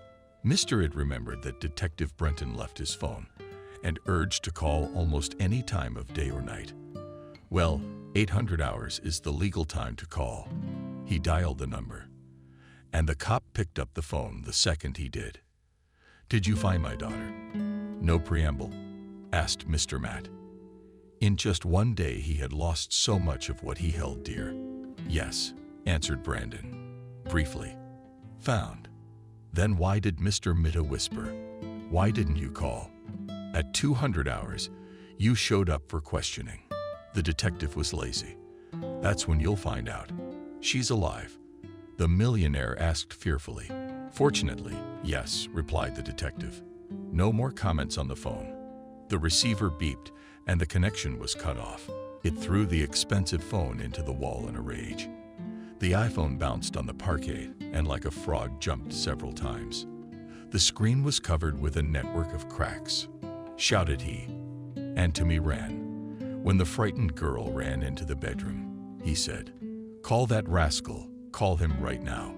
Wait a minute, call him in a few minutes. Come here, darling, I've got something to do." "I'm listening." Says, "Mister, if I find out it was you who hissed, that's if I find out it was me." Calmly replied my nemesis, "I. Who else was ever going to hear someone? If I called you, don't play games with me. You kidnapped my daughter." The millionaire stretched angrily. "You planted that ring on me, but you're like a child. I'm not going to talk to you on the phone. Unlike you, Joe, I know all too well the kind of cells that chatty businessmen go to. If I find out you're the one who whispered it, that you set this whole thing up, oh my God, you really don't know anything." I was surprised. "No," Joe answered, completely confused. "And about my nephew, too?" Asked his date. "No, but then quickly go to the main entrance of your pseudo-American mansion. Come on, let's go before it's too late." And hung up. We thought it would be very Italian to shoot him when he's alone and unprotected in such an open place. But he wasn't afraid of death anymore. Why would he want a world without his daughter? And the capital that made a descendant of immigrants with a family name. That's Mr. He staggered across the courtyard of his mansion. The place hadn't been cleaned up after last night's wedding invasion. There were napkins, plastic bottles, leftover dishes, and engraved spoons lying around. The jam he'd ordered the day before. The guards looked away and pretended to be extremely busy bums. And so he reached the main entrance to his estate, swung open the entry gate, spread his arms out to shout, "Shoot. Well, already I'm all yours." But there was no minibus, not even a scooter where a machine gunner could sit. Only on the grass in front of the gate lay a small box. He picked it up and put it in his pocket, though it might well have been a bomb.